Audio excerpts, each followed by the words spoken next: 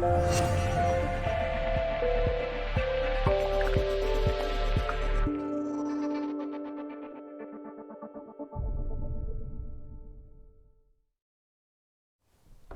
what is going on, everyone in the collective?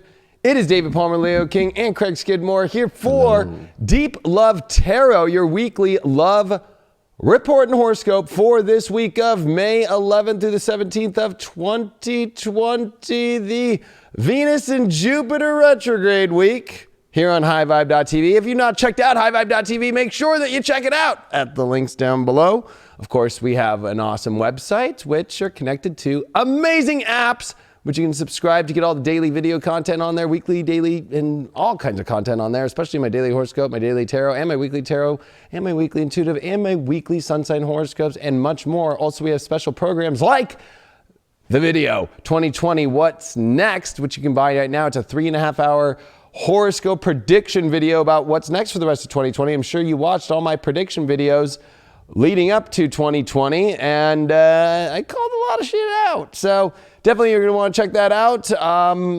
It's all based upon how I made predictions for the last 3 years to bring up to 2020.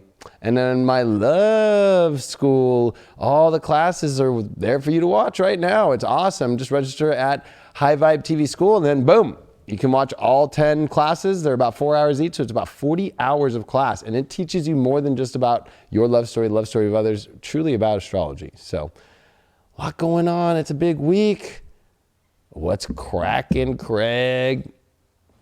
Well, Word on the street, 3 retrogrades. Venus, love, retrograde, hitting in the morning time? No, it'll be tomorrow. It'll be the 12th for us. It'll be the 13th for some others, depending on where you're at in the world. Coming right for you, bottom line. So get ready. Get ready. Yeah, Venus is stop. It ain't moving. It ain't moving. It ain't. She's sitting there in Gemini, like, it's kind of like sitting at the DMV and tapping your foot, like, and that's what people are doing in their relationships right now. Like, either give me the hell out of here, or is this going to happen, or what is going on with my love life? With a square to Neptune, it's almost like everybody is feeling frozen, when really it's the fear of facing the subconscious truth.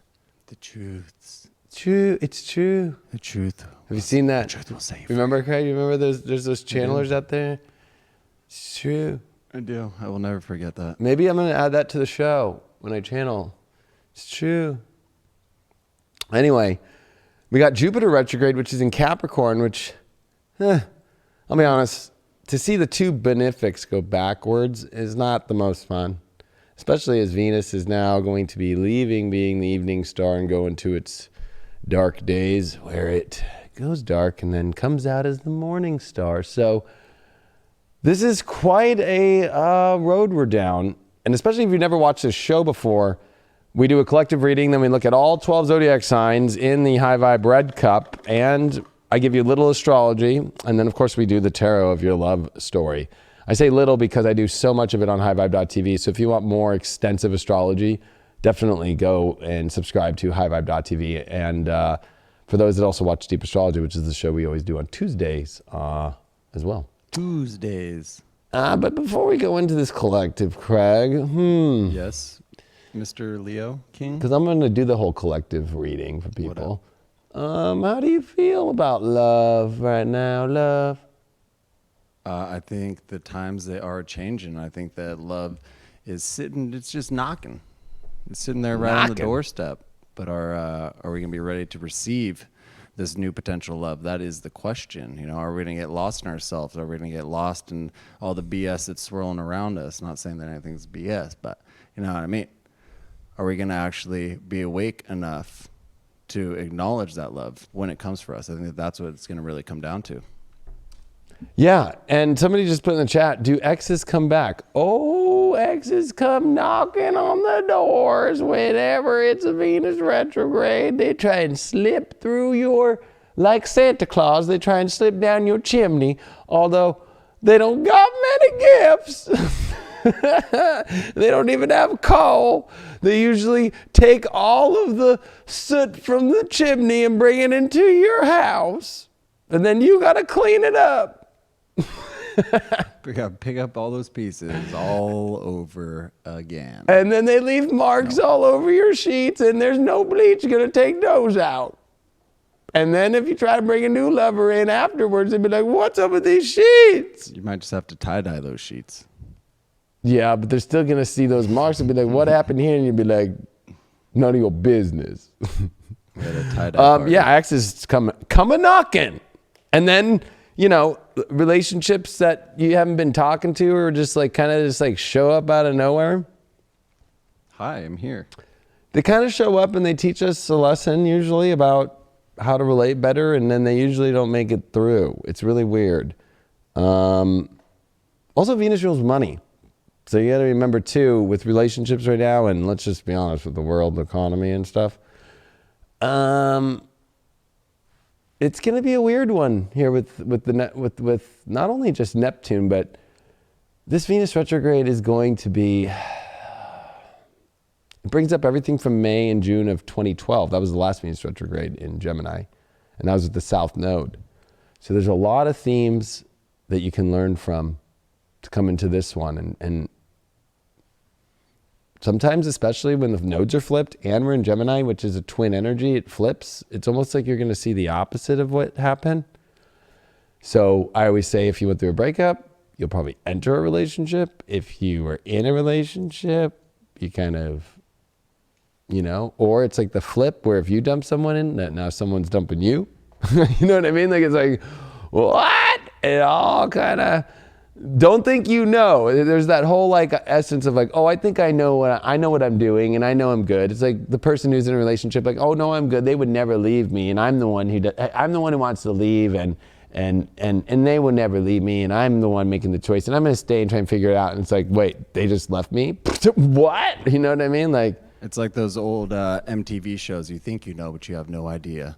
This is, was it True Life, Venus retrograde.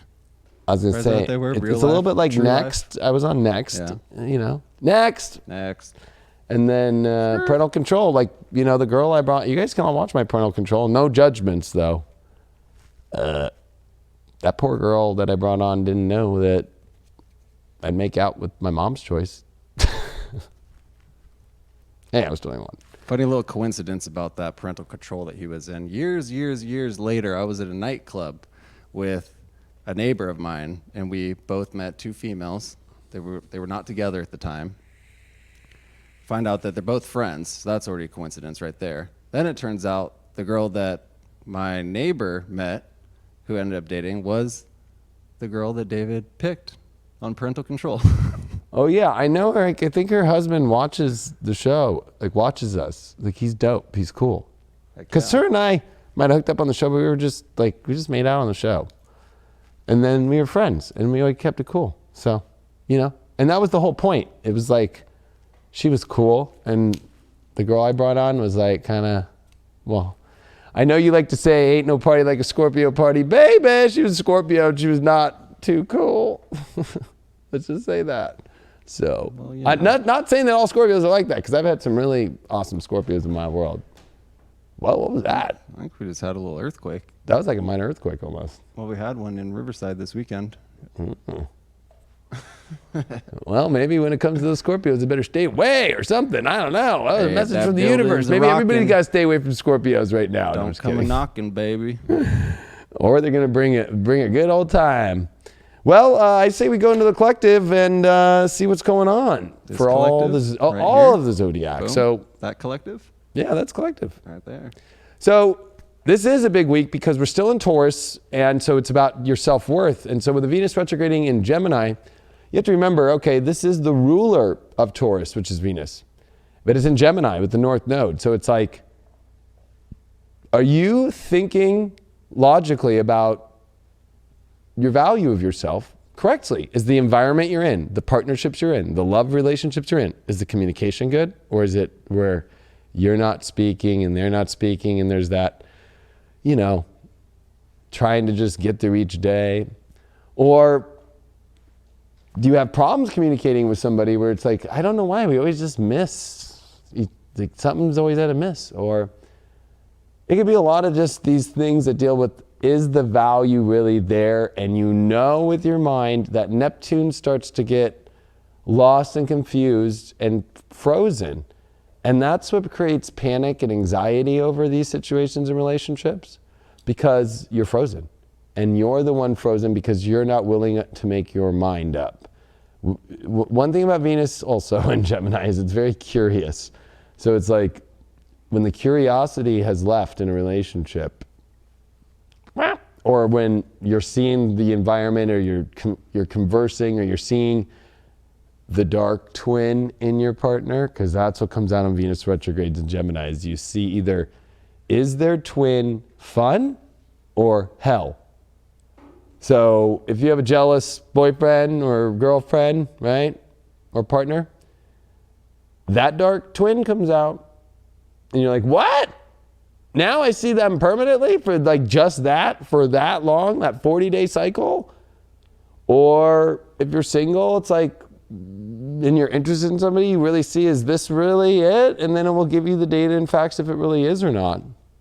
But staying frozen and staying numbed out, I always noticed that because Venus did square, in 2012, Venus had just entered into Gemini, and Venus did not make it all the way to the full square. So we didn't see this in 2012. So this is going to be even more circusy. And I think we had put relationship circus. Is that what I said? Yeah. It's a relationship circus. Circus. Circuses are great and also weird at the same time. Depends on the carnies, and it depends on where in the circus you're at. Jupiter retrograde follows the day after.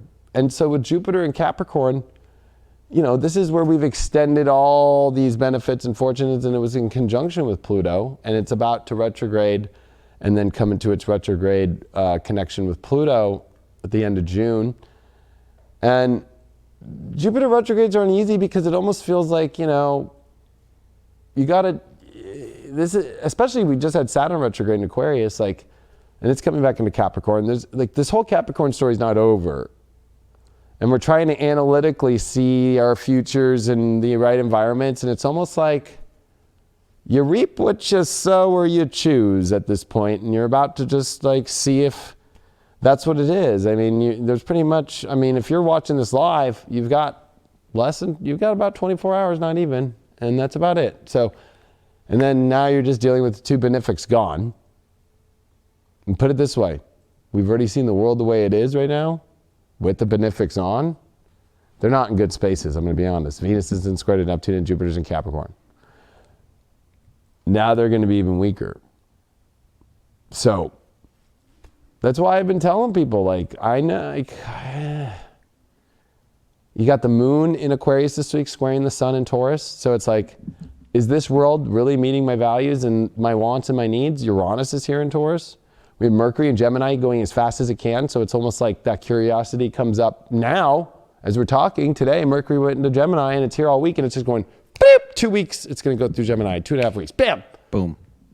Boom. Boom, baby. And so with that energy, it almost is like, are you going to go crazy because you were frozen because you just didn't want to deal with some sort of feeling of sensitivity? This starts being where, are you a sensitive person so much that you don't know how to deal with truth? We saw that recently with some astrologers out there. That's all I'm going to say. People are saying 24 hours for what? That's till the Venus goes till Venus Correct. And then Jupiter follows that, but Venus retrograde already is a relationship that you're in, you know, a retrograde, and one that hasn't happened for 8 years. So, I mean, I don't know what to tell you, but it's not like, oh yeah, I can just change and bring in what I want right away. No, like, you got to wait the whole retrograde, you know, it's one of those things. It's like Mercury retrograde. It's like, oh yeah, the contract's good. And then no, it's not. And then, right? That's a 3-week period. This is 40 days, 40 nights. You know what I mean? So, you know, it's May 13th, technically, if you look at universal time and more on the other side of the world till the end of June, you know? And so it's like June 25th. So, and there's eclipses in between. You gotta remember the next full moon is gonna be an eclipse. So, in Sag and Gemini, and that's where the nodes are. So this is about your world and your environment, and if you're just over hopeful about something where all the facts are leading different, like this is, Venus retrogrades can be not fun, I'll be honest with you. Like, because it deals with our feel-good energy, especially in Taurus. It's like, you're already not feeling that great and you're staying frozen and not great, and you think that the Venus retrograde, sure, it'll help you get out of the freezer, but you're gonna have to de-thaw for a long time. I'm telling you that you can de-thaw this thing right now and figure it out without going through the hellacious kind of energy of a Neptune square. You know, I have an old astrology book of Aleister Crowley that Jeff Jower had that's out of print. And I know he's kind of a weird figure as far as like, you know, not many people will read one of his books, but he does have an astrology book about just Neptune and just Uranus. And that Neptune stuff, he thinks it's the greatest malefic there is because it's got deceit, it's got where people hide things. And this is where I'm going to think if you're with a partner or you're dating somebody and you know there's something up, guess what? You'll find it out. Or if you're that person doing it, you'll be found out. Like,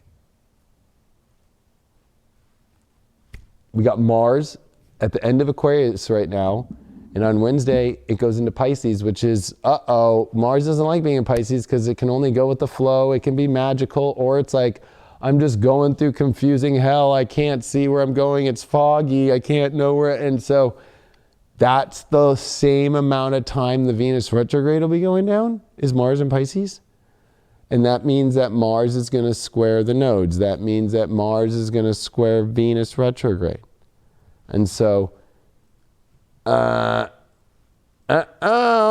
it's more of a circus than people realize the deeper this thing goes. It's going to be Alice in Wonderland, and you're either going to be in the fun part, or you're going to be where the roses are not being just painted red, but you're on trial and like a confusing situation and trying to run out of the rabbit hole that you don't want to be in anymore at the end of the movie. So, I mean, there's a lot of positives, but I think it's about how you placed yourself prior to it.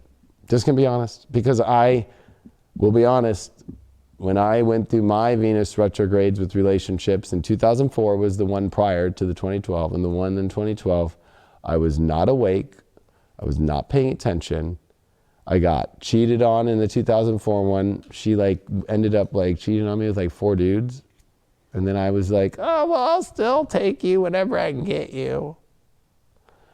And then picked her up at the police department a couple times for a couple DUIs too.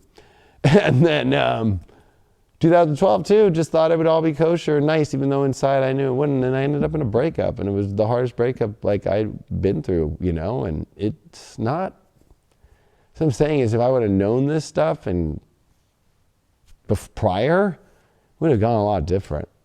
I would have been able to handle it different. This stuff catches people off guard a lot. Every reading I've ever done for anybody, whenever I cover a certain Venus retrograde in their life, especially how it affects their chart, but just in general, these Gemini ones have been the most intense, and this one is the most intense for the fact of where we're at with the astrology and for the fact that it's in square to Neptune, the fact that it's one after 2 Venus eclipse cycles, which is a 120-year cycle that we just left. 120 years. And the last time we had a Venus retrograde with Jupiter in Capricorn was 1996, and it was the year of the rat. So you have to put yourself in the best position. Rats only win the race if you put yourself in the best position. If you don't put yourself in the best position, you're fucked. Like, you don't win the race. Rats make good money, they get in high positions of power, and they're great at business. And they only do that because they know how to work the angles right. And if you're in one of those positions where you're like, I don't want to have to work any angle, or I don't want to, like, let the universe figure it out. Like, oh, okay. This is why the rat is the year of the rat. Jupiter is in Capricorn. Jupiter in Capricorn doesn't do well because the benefic energy only works when you make hard choices that are not emotionally stuck on. And the North Node's out of Cancer. So guess what? This whole emotional game thing, If you're going to be stuck on the emotional thing, it's like not going to be a good time. I'm going to be real. That's my truth. And there's a lot more in the astrology this week. We got the sun trine Jupiter and the sun and Pluto in trine. So with these aspects, it's like, this is either going to be the most greatest change of your life and the greatest door opening, or the greatest lesson and the greatest destruction. All up to you.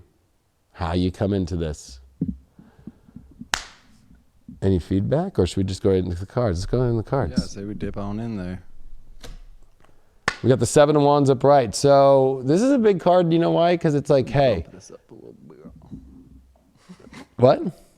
I was talking to myself, but then I said it out loud. I was saying I'm going to bump this color up a little bit. Bump up the color. Yeah, we want to see this. He almost looks like Gulliver's Travels. The 7 of Wands is like only, and this card has been popping up on High Vibe a lot when I've been doing the relationship readings. Like, are you going to put yourself in a position to where you, no matter what, will fight for the relationship or whoever you want, where no matter what criticism you get or anything, you'll do it? But do you feel like your partner's on that same team with you too? And there's a lot of questions on whether it's worthy of that or not. You know, because 7 of Wands is always like, I'm going to fight for it. No matter what comes after me, I've got the high ground and I'm going to fucking fight it. But if you're not going to really be in that fight mode, then you're going to get taken over by all the things and it's going to make you feel like you fell off. Our challenge card we got for the collective is the Veiled. Ooh, I was talking about, secrets being revealed, like, this cheating or just not revealing what you really want, or, blocking the emotional aspect of the true energy of what you really want. So, how are you going to fight for what you want, but you're veiling your true emotional state, or you're veiling your truth? That's not going to be a good thing. I think that's a big underlying card. I mean, that seems like a very common card that we pull here on Deep Love Tarot, that veiled card. So maybe that's something that we can all apply to our life, not just this week, but going forward. And we can look into the past as to where we've kind of been holding back. I think that's definitely something that we need to pay attention to. 100%. I agree with you completely, because I think it's kind of the issue right now. Everybody's just kind of like, I'm unsure, or I don't want to reveal how I feel, or whatever. Guess what? You do that, you got nothing to stand on. Our overall card that we got is, the Black Moon Lilith card, the mystery, going for the mystery. Going into the mystery. Lilith, she goes in no matter what, and she goes for what she wants. So, sometimes though, it could be the wrong thing, right? Like sometimes it could be like, I'm going to stay in this no matter what, with a 7 of Wands and a veil, and I'll keep it veiled and I'll just keep doing it. It's like, okay. There's a part of Lilith where the story goes where it doesn't go too good for her. She does end up kind of this dark creature, alone, feminine energy that's alone. I mean, but the positive is that she does know when to stand up for herself and say, no, I'm not going to just be treated as some lower vibration of a human opposed to a masculine energy. So maybe ask yourself in your relationship, especially the ladies out there, right? Or even men, because trust me, I know guys who are the ladies in the relationship, you know what I mean? But, it's like, you got to ask yourself, is this a position to where, are you going to go into the mystery of what you really want in your life and see what's there? There's something to say about that. That's the curiosity of this Venus retrograde. Or are you going to deny yourself of that and use that more in a space of, are you going to actually not be Lilith? That's a big question for the ladies out there. Are you going to deny yourself of your true nature and your true needs and your true wants to get there? Our spiritual advice card that we got is the 4 of Wands upright, which is the marriage card, but this is an Egyptian tarot deck we just got, but it was actually sent to us as a gift. But there's something to say about this card, because this 4 of Wands is trying to find a great celebration. But how's that celebration going to happen when you're veiled? Like, it's almost like without an invite to a celebration, you don't go. So it's almost like everybody wants this big celebration, but are you going to really reveal the truth? It also could be the end of a celebration based off, a relationship, or this week or something where it's like, it was all the veiling. That might cause the relationship, but the celebration is that it's not veiled anymore and it's not hidden.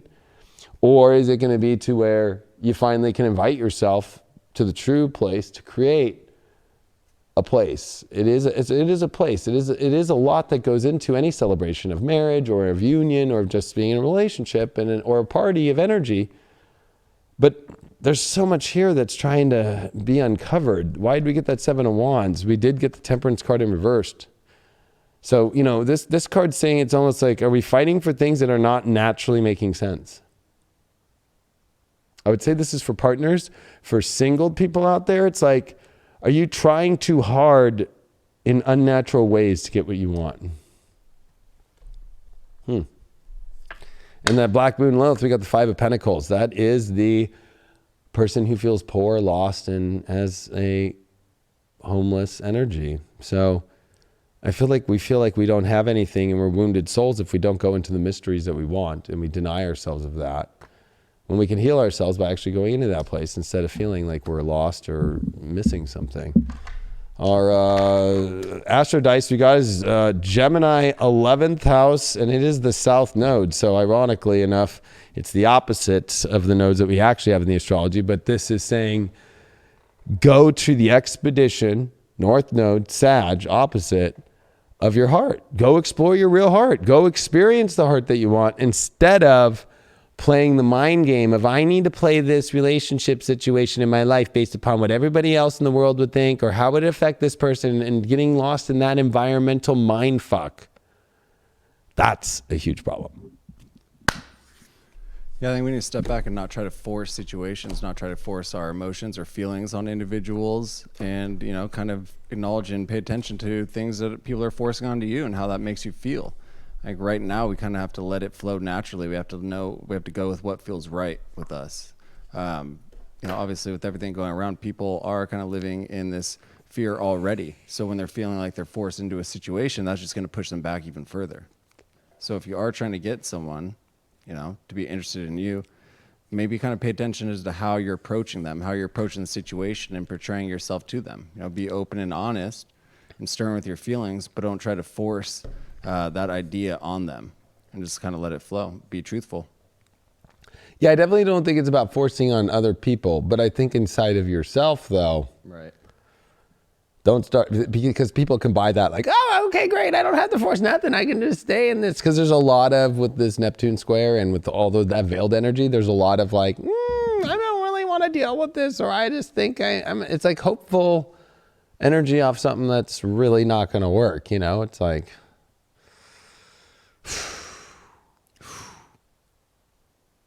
good luck, everyone. Let's see what the first zodiac is going to be for this week. It is going to be, well, ironically enough, it's the Geminis. Oh. And they're the ones with the Venus retrograde. Everybody out there, this is the first sign that we are doing.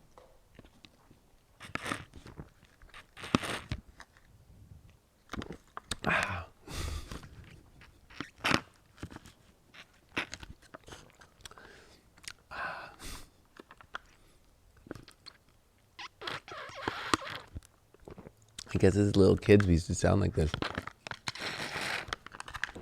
Capri Sun. All right, Gemini. Well, of course, it's Venus retrograde in your sign. So what do you really want? What's the question? Why do you keep questioning things? That's square to Neptune. Is this the right path for you? You sure it's the right path? Or are you doubting it? Or are you starting to believe it's the right path? Well, Saturn retrograded in your 9th house, Venus retrograded in your 1st, and now Jupiter's going to retrograde in your 8th.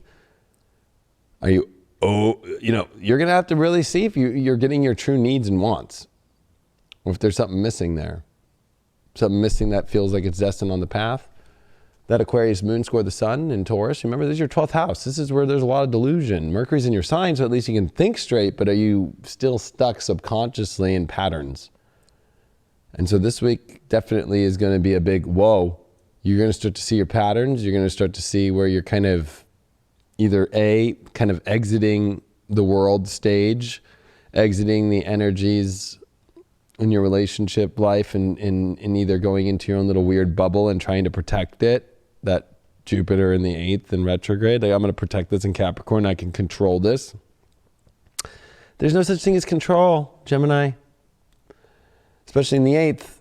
Anytime you're trying to control something too hard is when it dies. That's going to be your biggest lesson you ever felt in your life. Every time that you're like, I can't lose this, it won't, is when it kapoots. First card that you got this week, Gemini, is the Hermit card. You got to start thinking, smarter. You know, I think that you've been already deep inside going into this really deep internal reflective space, and you're kind of coming out this week to follow your guiding light. It's like almost like out of nowhere, your partner or if you're single and you're going after somebody, it's be like, who the hell are you? Like, what? This is what you were thinking? This is what you were processing the whole time? It's like, Geminis are crazy like that, right? I know you Geminis, okay? It's like out of nowhere, it's like, oh, this is really how I've been feeling. What? Like, oh, this has been like a year and I haven't heard shit. It's like, there's something about this Hermit card where it's like one part of you is here, oh yeah, that looks so interesting. And the other part of you is just like this hermit that's been deeply going behind everything. And I think you're going to communicate this deep retrospective energy of what you've been really processing and where that light's guiding you. Your challenge card is the gratitude card. So I feel like you're not even into what you're into. Oh. Of course, you know, a lot of spiritual people would say, oh, you got to find gratitude for what you got. Really, Gemini? I think that you can find gratitude for what you've learned. That's the Hermit. But the Hermit's got the light that's going forward, not going to stay back in the forest with the lit candle and have that gratitude that's still trying to light it there. It needs to keep moving on because the Hermit realizes at one point, like, I've been here long enough. I need to move on. And I think that there's something to say that maybe the partner that you're dealing with, or maybe the person that you're engaged with or you're trying to, doesn't have gratitude for you and the way that you see, and they're not lighting that up. Your overall card that you got is the Pride of Fortune. So once you finally actually listen to what you've been processing so deeply, and you get to the bottom of whatever's going on with, you know, this issues of gratitude, this issues of feeling, you know, I would say more even just accepted for the greatness that you are. And that is the actions that people take. You know, that's something that doesn't get taken away. But that part of fortune is trying to get you to a much more complete place of where you can really start to align in a much more fortunate position in your life and finally see some, you know, release in your life. Like, I'm going to finally release and get to where I need. And, you know, with part of fortune, sometimes it's not as big as you think, but it's from something small that turns into big. When I had Jupiter in my part of fortune, it was when I got a computer that I finally could afford in 2013 for the Leo King. And that computer built the whole business up until like 2015 when I could finally get more computers and stuff. And so, but it was weird because I was like, this is what my fortune is, this computer. My Mars and my moon in Taurus was like, what the hell? And then I look at that computer and it still works, and it's still in one of the offices here. The thing's gonna be 6 years old or 7 years old. 7 years old. So sometimes it might not look as fortunate as you think, but that little change this week for you will do the biggest wonders. Why did you get this issue with the gratitude? You got the 3 of... Oh, that's the Empress, actually. Wow, it's the Empress reversed. Wow. Phew. Are you really not being able to create, manifest the most amazing world that you want because you're not into it and they're not into it that much?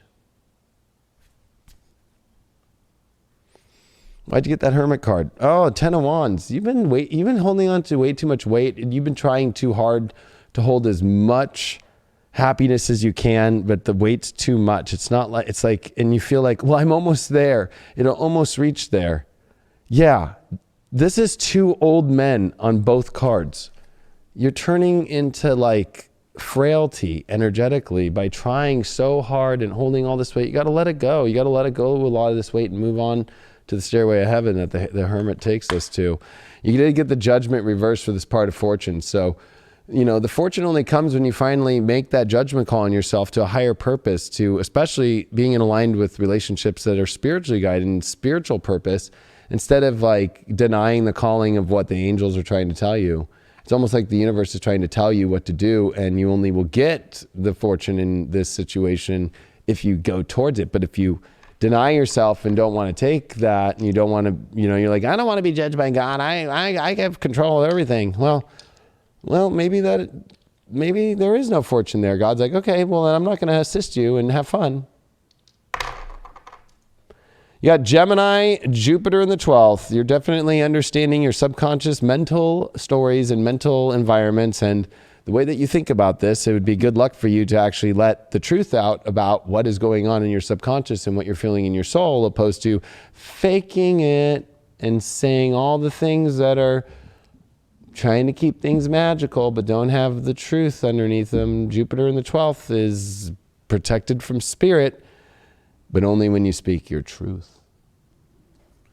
Yeah, if we think about, how quickly life moves past us, at some point we have to actually get out into the world. We can't just sit there and wait and ponder on the situation and wait for this exact moment that we think of perfection. It's just one day it's just going to boom, the lights are going to turn on, it's going to be great. That's not going to actually happen if you don't actually get out into the world and apply all that knowledge and everything that you've been learning. If you apply what you actually like versus what you don't like, and you put that out in the universe, you put that out to someone that might be actually sitting there waiting for you, then you're going to have that ability to actually bring that into your life. But if you're just sitting in that cage, if you're sitting in that cave and just waiting for that light to dim fully, it's never going to happen for you. No, it is not. It is going to stay very dim. Very dim and musky. It's going to be quite dank in that cave. Oh, some people might like that. Scorpios kind of like it that way. Yeah. I think it's 1,000 collective reading. Yeah, well, you got 1,100. Let's see. Now, if you don't know about this reading, this is where I want you to scan, all the 7th house suns and moon in the 7th houses and Venus and Capricorns. And I can go on for an hour. The ones that only really are scanning maybe one person, pull that person up that you want to understand what's going on with the situation. But for those other signs and Venuses out there and moons in different places and stuff, you might have a whole plethora of different people. Who knows? You never know. But I want you to scan, and who's the person you want to know the most? What is this situation about? You have to know them or be talking to them and be flirting with them and they flirting back. None of this spam. You're talking to somebody that isn't there.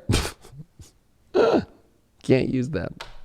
And you can't switch it on another person and be like, oh, that makes more sense for this person now. No. You got to stay on the level with this. Here we go. You got 5, 4, 3, 2, 1. Put that person in your mind and let's see what's going on with them. Wow, you got the 10 of Cups here. You're really hoping that this is the ultimate fantasy that you've always wanted over your whole life. This is the greatest card. One of them, I would say the top 3 for love aspects if we're doing a love reading. Can you make the dream happen? Is the dream here? Or you just think them as just super dreamy. You're like, this person is like, ha, ha, ha, ha, ha. What's the challenge about this situation, though? Good fortune. You feel like there's bad luck about this situation. Like it's bad timing or just like something's off or they're with somebody or who knows. It just feels like, am I ever going to get a break? Is it ever going to happen? Oh, my gosh. Like, why? It's so great. I dream about it. It's so wonderful. But why is this not happening? Oh, God. Well, the grand trines of blessings. There's a blessing in this. Sometimes it's an understanding. We're going to get a little deeper to understand this because these are kind of more generalized cards here. But there's definitely a blessing on the horizon from this. So I would say that don't let the good fortune that you feel that's not around actually start to tempt you into feeling that it's going to go all bad right away. Let's see what that good fortune card came up about for. Well, we did get, wow, it's kind of interesting. We got the Ace of Pentacles upright. So this good fortune, it might not be there because it's resetting realities. So realities are having to reset in this relationship to a new in order for the good fortune to come out. It's like the realities haven't been in the right place for the fortune to work. So that's what's going on when it comes to that. And that starts in a whole new space. I like this Egyptian tarot deck, the way that this pentacle is kind of lighting up the energy into a whole new reality, right? It's like a new, fresh restart of the physical realms. The reason why we pulled that 10 of Cups, the Chariot card, you or somebody else or the partner, especially this person, has to move into a new direction in order for it to work. One that's guided by the universe and not be afraid. I feel that there's a lot of fear about moving on or moving into a new situation or moving into this situation. And that's the issue. And but it's guided by the universe and they have to be guided by the universe themselves. It can't be you being like, see, I see it. I see the universe for you. It's like they got to figure this out themselves. And if it's you got to figure this out yourself. I'm going to pick from this random new deck for this Grand Trine of Blessings. Let's see what happens here. What do we get? I just cut the deck. We got the Tower card in reverse. So there's something to say about this blessing coming from... This is a really hard one to do. Look at this. This is a creepy tower. I'm going to be honest with you. Let's look at it upright real quick here. Let's see if we can get any new... this is a new deck. It's weird because there's like a... Is that a zodiac ring around it? No, it's like a ring, and there's some fire, like electric, weird stuff on the roots of the tree, and it's like a tower that's like kind of like Kabbalish, like kind of weird and dark. But with the reversed, I would feel that the blessing might be, especially with this good fortune that comes after in this new thing, it's almost like the blessing comes when it's not about the life of reaching some sort of thing in the external world that maybe both parties or that party that you're thinking of, or maybe yourself, is attached to, like looking at what it can be great about and what it can do. Like the ultimate blessing isn't about that. The blessing is about the magical world, not this physical, dense, achieving this high mark in society situation. Which we all know has gone real well lately. We got Taurus moon in the 4th here. So an exalted moon in the 4th. This is like got a feeling of family or home, or building a home together and building that quality. That quality is somebody that you can emotionally count on and feel good with emotionally and feel solid with emotionally. There's a solid emotional connection here. It's definitely not going to be the easiest position because it's something so valuable that, you know, it's when both people show up with the same value. It's not when one person does. So you can't grow somebody else's feelings for them. Yeah, definitely think that, like you said, there is that potential for like great partnership or great power between these two individuals, but there is something that maybe a roadblock that needs to be discussed. There is something that kind of needs to be stripped down to the foundation and start rebuilding it from there, whether that is an open honesty about how you feel, how you want this relationship to go, how relationships went in your past, but there is something that needs to be discussed, and from that there will be the strong bond foundation that you can build off of and continue forward with this if you both choose to do so. Yeah, somebody in the chat just put, I just want to cuddle. There you go. And you know what? That's cool. But guess what? When you say you just want to cuddle, I know 1,000 different fuckboys on Tinder right now that would just say, I want to cuddle too. It reminds me of like the candy man, like to little kids. Like, you want some candy, little kid? Like when a woman says, I just want to cuddle. Where's your value of yourself there? I'm just willing to take anybody who will cuddle with me. Not to pull you out, but I'm just being real. When it's like, I just want to cuddle. Okay, you just opened up a can of worms, didn't you? You know what I mean? Like, you know, like, trust me, I'm somebody who just don't cuddle just, you know, with anyone just because, am I really going to, is that with that moon Taurus 4th house? Is that, there might be other things going on with, when you say I just want to cuddle, are you sure about that's all you want to do? Come on. It might be fun for a couple hours, but we know how we were all wired in life. Cuddle. Pisces have come up. Pisces is the second time we're doing today. Pisces. Pisces. Pisces. Boom. Boom. Well, Pisces, Saturn has retrograded in your 12th. So I think that you've had a big spiritual awakening here, but you got to do it. Like, it's not one of those things. And so when it comes to relationships, it's like a shift in, are you going to continue to be with souls that don't have integrity spiritually anymore? Or are you going to switch that game? Now, with Mars coming into your sign, this is going to give you some more courage about yourself.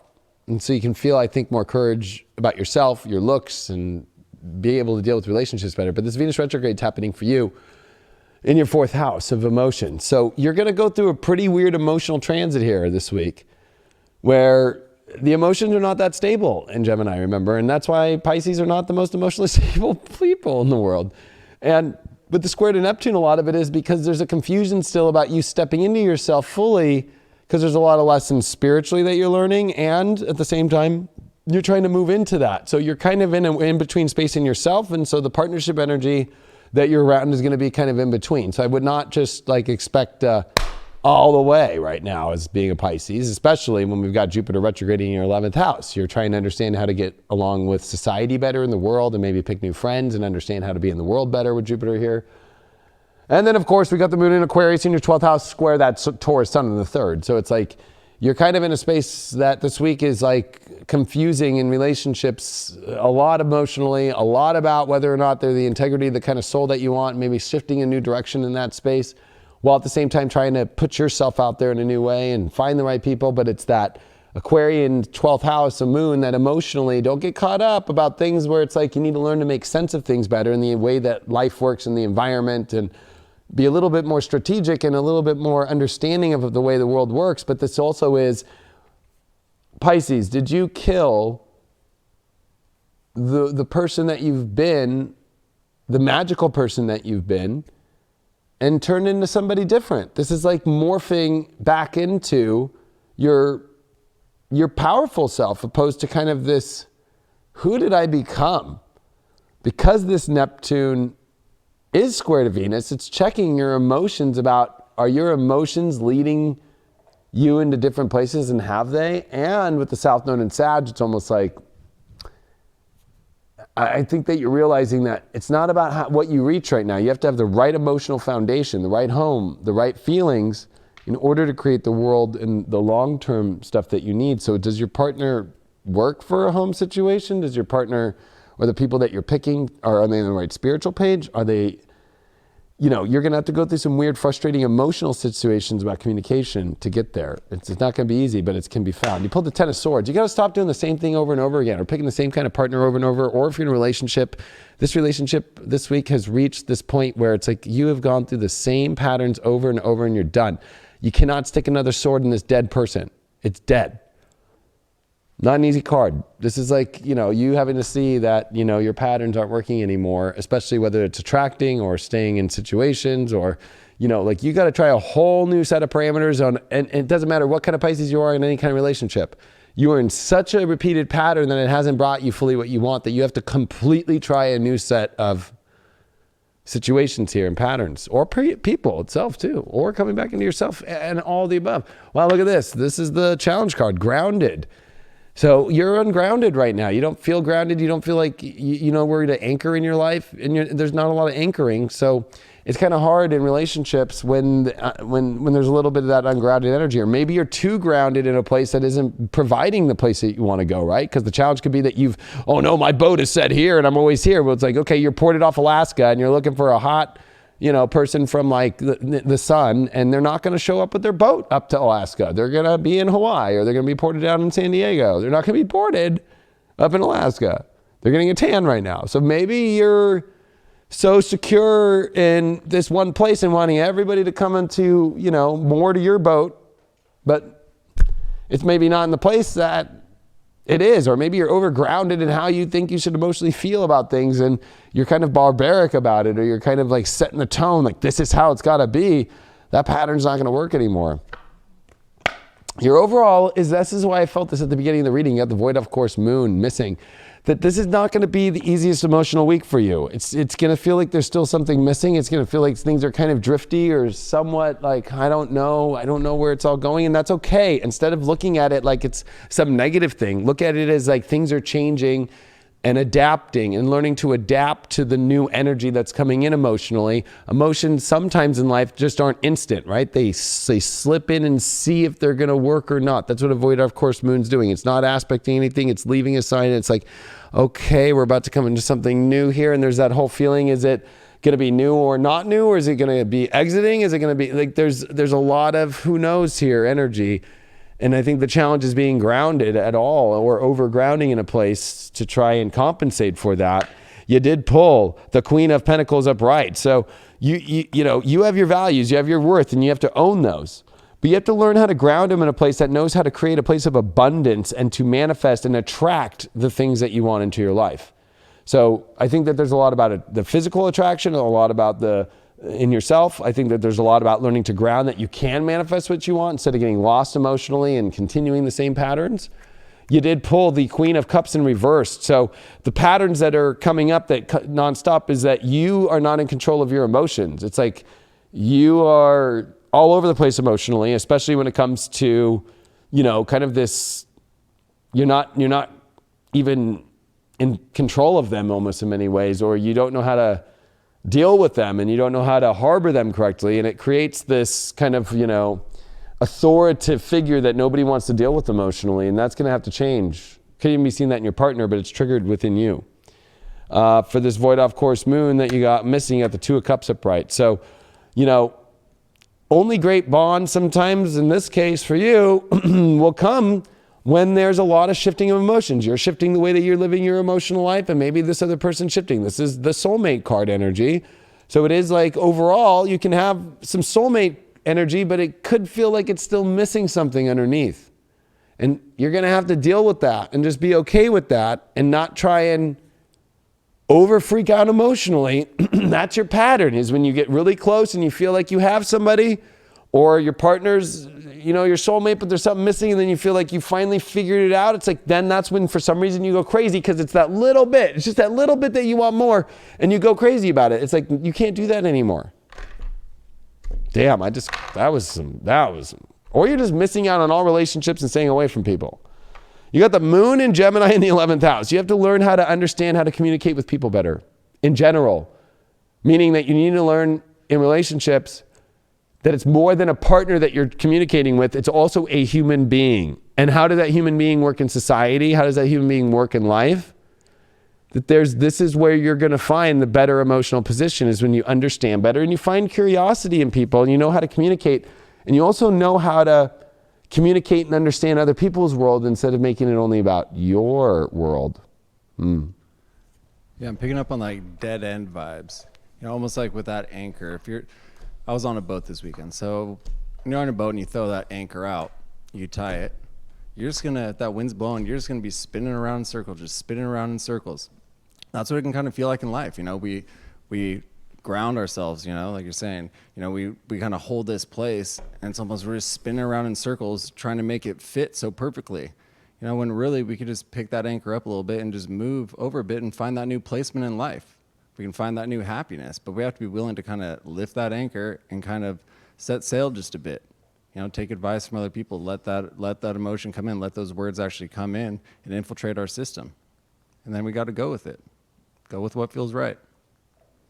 Yeah, and I think that what feels right is sometimes watching the ebb and flow of things. And I like how you brought up the boat, right? Like, sometimes you think that you figured out how to drop anchor correctly and you missed the whole entire bottom, and then you're sitting in the boat and then you're like, I'm about to hit shore. It's like, it's a fit and it's a feel, and it feels right. When you're anchored in.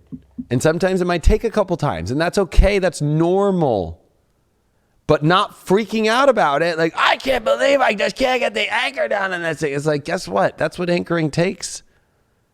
The spiritual community puts this whole thing out, like, just go outside and take your shoes off and go anchor. Okay. Or go ground. Okay. Do you think that happens every time? It takes practice. It takes sometimes the right set of circumstances. Maybe you're more cold and you're focusing on your freaking,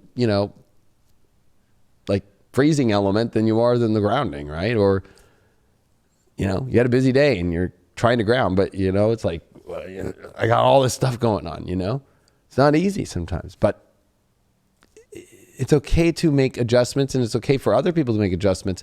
This is learning a lot about the emotional adjustments between people. And it's a lot like the boat stuff. Even on a boat, people get a little weird, right? It's kind of like, hey, you're sitting on that, or my stuff's under you. Can you move for a second so I can get that out?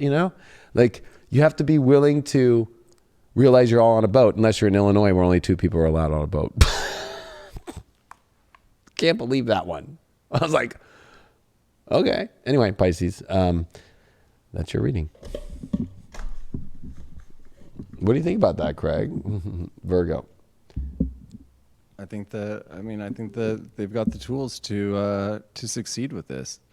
I think that it comes down to I was asking about the Illinois two people in the boat rule. Yeah, that's wild. Actually, my pops was talking about it this weekend. Was he? Well, not necessarily that, but in regards to golfing, because out where he lives, they can golf, but you can only have one person in a cart. So he and my stepmom wanted to go golf, but they live together and they're married, but they had to be in two separate carts. So they could drive there together, but once they got there, they had to switch. So it doesn't make too much sense to me. No, yeah, that one doesn't make sense either. You know, but I mean, and then if you're walking, which I don't know too many people who walk except PGA guys now and women, but you know, it's like, are they gonna have the course marshal out there all day? Like, you're 5 feet apart, using like binoculars and be like, that's 5 feet. How are you gonna know? Like, I mean, it just becomes kind of. I'm not saying not to do I'm just saying that these are just some really weird rules in certain places, like Illinois, only 2 people in the boat. So what if you have kids? You got to get a babysitter. Who's going to hold the flag? Who's going to hold the flag? That I didn't even think about that. How are you going to water ski and wakeboard and even, wake surf or inner tube it? Or what was that inner tube that they got rid of that was so badass? It was the one in the 2000s where it would fucking fly so high, and then they stopped selling them because people were breaking their necks and shit. I was on that thing so much. I wish my bones weren't so tired. I'd go tubing, but I can't do that no more. I love pulling people tubing because I was in the wakeboard industry and boat industry for so long, and I know how to just know how to yank them all the way around, like da da da da, bam. Well, Virgo, is that going to be your life right now with love? Bam! Is it going to go into this amazing space, or is it not? You got a big Venus retrograde here happening for you in your 10th house. It's about thinking about the long term. What's the best for you long term? What's the best for your career, believe it or not, for love? I know, this is a weird one. A Venus retrograde in the 10th house? Okay. All right. Square Neptune in your 7th house? Yeah, you need relationships that make sense for your long term and your career. That's only going to be the way it works, Virgo. On top of that, Jupiter retrograde in your 5th house with the Sun trine Jupiter. Great week for love, but it's time to open up your heart to the full open space, the Sun in the 9th house, of new experiences or just going on the journey, going on the adventure, and not trying to restrict yourself of that. And making sure that it's making sense for your career stuff. You got Mars coming in your 7th house, bang, on Wednesday. So it's going to get really intense about relationships coming Wednesday. Bam! And it's going to be there for the whole time that Venus is in retrograde in the 10th, and they're going to square, and it's going to be the 7th house, 10th house story. You know, like which relationships work for your long term, which relationships work for you to get where you want to go in life, instead of it just being just about emotion. That's part of it, the foundation, but don't get lost in the South Node thing. And don't be afraid. Like, this is about taking the advantage of decisions for your long term instead of getting lost in just emotional positions or holding on to even like living location. Who cares? Wherever you got to move or wherever you got to go to make your life and your relationship the best position, you got to do it. I mean, Mercury's in your 10th too. So you got to think about that career. That's your ruling planet. And then, well, we are going to see this moon in Aquarius, your 6th house. You're definitely going to have to shift your reality this week in order to get to this new journey. So if you think that the reality you have right now is going to get you on the journey, no, you got to switch your schedule. You got to switch parts of your life to get on the journey. And that's stress for Virgos. Well, you did get one of the best cards, 9 of Cups. This is definitely a joy card. Having joy, having, a lot of feelings. There's a lot of feelings. One thing about you is at least you know where all your feelings are at this week. Although sometimes I will say with the 9 of Cups, although I usually see it maybe more in reverse, but it could be that you have a lot of feelings in a lot of different places. Although I would say that this is more consolidated. So there's a lot of joy. There's a lot of opportunity right now. There's a lot of positive energy coming into this week about happiness and love. And so keep with that. Don't start doubting and don't start getting in the head. Stay in the emotional space, but what are you going to do with that emotional stuff? It's almost like, okay, I've gathered all these cups. It's like, if you had all these cups behind you, what am I going to do with them? The 10 of cups comes after, where it builds the ultimate dream. The truth, look at this. So you're gonna be dealing with some truth stuff as the challenge. Like, just be willing to say your truth to people so they can say truth to you. But if you can't say truth to them, they're not gonna be able to say truth to you. And be okay with people's truths. I think that this is gonna be one of those things where it's like, you're gonna have to let go of this idea of truth as like an end all be all, when it's like, let me hear also from the other side. And am I also pulling things that I expect others not to do and I do them in myself? Or this could be challenging if you have this really big, situation that you feel good about, and then the truth's out about something. And that's what I'm saying for you, to be prepared to be open for all truths, because once all truth's understood, then you can move forward. This is definitely an adult kind of energy coming in, with good energy of like being an adult and not being a high schooler about things. You did pull the overall card is the Sun card. So definitely coming within your spirit, or finding a partner, or in your partnership, coming into full alignment within your soul. But if you don't feel like you're full alignment with your soul, and you don't feel like the relationship or the person you're going after or somebody you're dating is in their soul fully, or in their true light, in their true spirit, that's not going to work. This outcome is trying to get to you, the ultimate sun. 9 of Cups, Sun card, wow. And that is the truth. That is the truth, is the goodest, the best feeling with the most aligned energy of your true self and the true self of somebody else. How you get through this truth card is you got the 4 of Swords in reverse. So it's definitely not something to sleep on. I think that you've overprocessed truth so much. I think that you're at a position to where it's like, you don't need to keep focusing so much and saturating yourself in truth juice. Like, it's almost like, when you, I don't know, if you're going to barbecue and you just throw something in to like over-baste it. It's like you're over-basting things based upon truth instead of love and happiness and spirit, which is the ultimate truth. The truth idea that you have that you're over-basing on, and basting, like as if you were basting some sort of vegetable, or if you're basting some sort of meat, whatever it would be. Like, it's like overcompensating in a space where like your idea of truth is like not truth.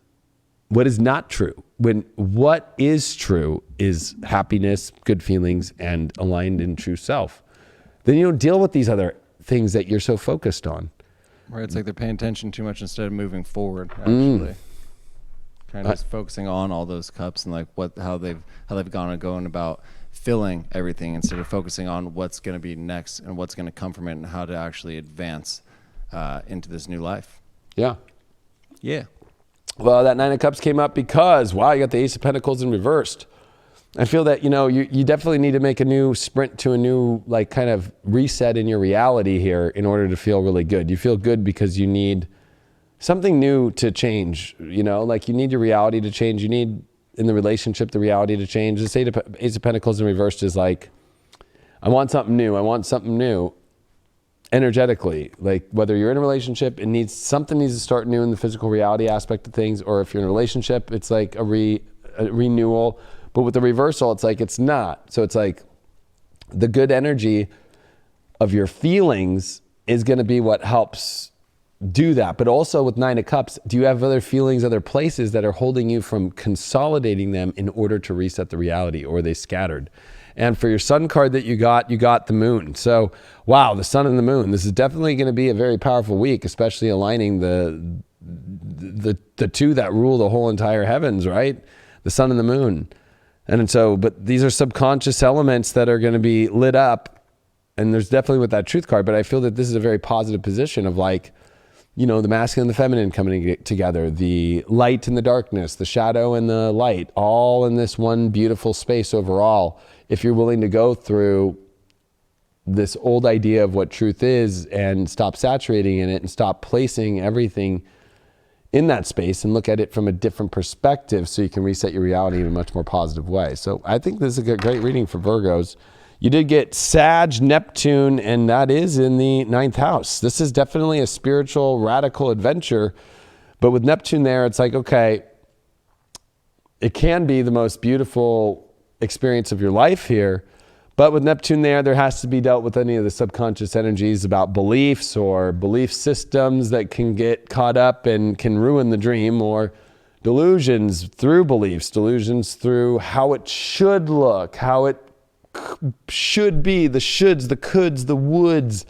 Got to leave and just come into the pure essence of the experience and the beauty of that experience itself. Yeah, I don't know why I'm picking up, but it's like, you know, we've got like these 9 dimes sitting there, and instead of just sitting there and saying like, yes, I got these 9 dimes, it's like, no, focus on finding that 10th dime. You can go get yourself a stick of gum. You can actually go and enjoy it. You can actually go enjoy that. You can have something that's going to be fulfilling instead of just sitting there. Stick of gum. Yeah. Yeah. 10 dimes. You got $1 now. Easy Do they breezy. still sell gum that's like that? I don't know, probably. Remember You can go to zebra 99 gum? You can go to the 99-cent store. Zebra gum? Ooh. Didn't last long, but it was kind of cool. No. Yeah. Or Yeah, whatever you want. You can get 99 cents. You can get a spatula. remember there was like big red, and then what was the Wrigley's, the yellow one? It was like Yeah, the big league chew. there's Big League Chews. Yeah, but that's like, you know, I'm talking about like those packs that had like the foil, like you were just like, yeah, I got my gum. Or those like magician ones where it was like the Wrigley's or whatever, but it was really the magnetic ones. So you had someone pull it out and it'd shock them. You could probably get that for those 10 dimes. Yeah, there was another gum that I used to do that's not anywhere anymore. Do you remember the lollipops that had gum? They were bubble yum pops. The blow pops or whatever. Blow pops, yeah, because like, I mean, Tootsie Roll pops are okay, but I'd rather have the bubblegum ones. Yeah, Tootsie Rolls are garbage.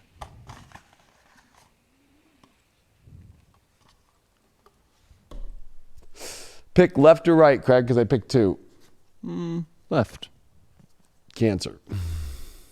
What was the right one? Capricorn. All right. Pick 2. Crab people. Oh, I want to give a shout out to our boy Dwight. Remember Dwight from the Denver show? I do. I talked to him. I had a cigarette outside with him. I saw Dwight in the chat earlier. I ran into him at Big at Dwight! Red Rocks. I think he's my birthday brother too. So what up, Dwight? Dwight, you know what? It's going to be 2 years ago exactly coming up. I think this week we left on the fucking USA tour. Crazy. We left on the 15th. And we went to Denver on the 16th or 17th. Yeah. 17th. Big Dwight, this is our 2-year anniversary, brother. I know. I ran into. I was. And everybody that was on that tour, by the way, we love you all. Hopefully, we did do how 2021. many states and cities? I don't know. It was a lot. Hopefully, we'll be coming to a state near you one time. Yeah, in the near whenever future. this stuff goes away, first thing we're doing is a tour. So, all right, Cancers. That's a big Cancer. I'll make that a little smaller. Make it a little bit small. Well, why you keep it big? Why you keep it big? Oh, dude, I caught. Oh, it's fruit stripe gum. Fruit stripe ground. Dude, I caught a little baby turtle. I was at the dock this weekend. I looked down. There's a little turtle like this big, eating the little fungi off the side of the dock. I just reached my hand in there and just picked him up, held him for a minute, and jumped off, swam away. He's eating some fungi. He was a little red slider. He was having a good time. Heck yeah, he was. Well, you know what? If you think about it, with Teenage Mutant Ninja Turtles, they were mutated by what? Like nuclear waste? Like they probably were just like little turtles. Like I forgot the story, but I think they were genetically mutated by nuclear waste. Yeah, I think they spilled something. Yeah. So if a turtle's out eating fungi, I guess that makes sense for the whole story. Maybe you just like helped like Leonardo or Raphael or Michelangelo just like start his journey, and like your master Craig. Perfect. I don't know. I'm trying to think of a new name instead of giving you like. Master You're not Splinter? Shredder. Master Splinter. You know, like Master Splinter, but like Master Craig. Jose? Or what's your name when you're in Mexico? Carlos. Carlos. Master Carlos. All right, Cancers. Well, I think this is a weird one for Cancers because Venus retrograde in your 12th house of Gemini, it's very hard to call this. It's like, I think that you're in a really confusing situation of how to call it. Like, when it comes to relationships, Cancer, it's almost like you're like, I mean, this is good, but then there's this that's missing, or there's that.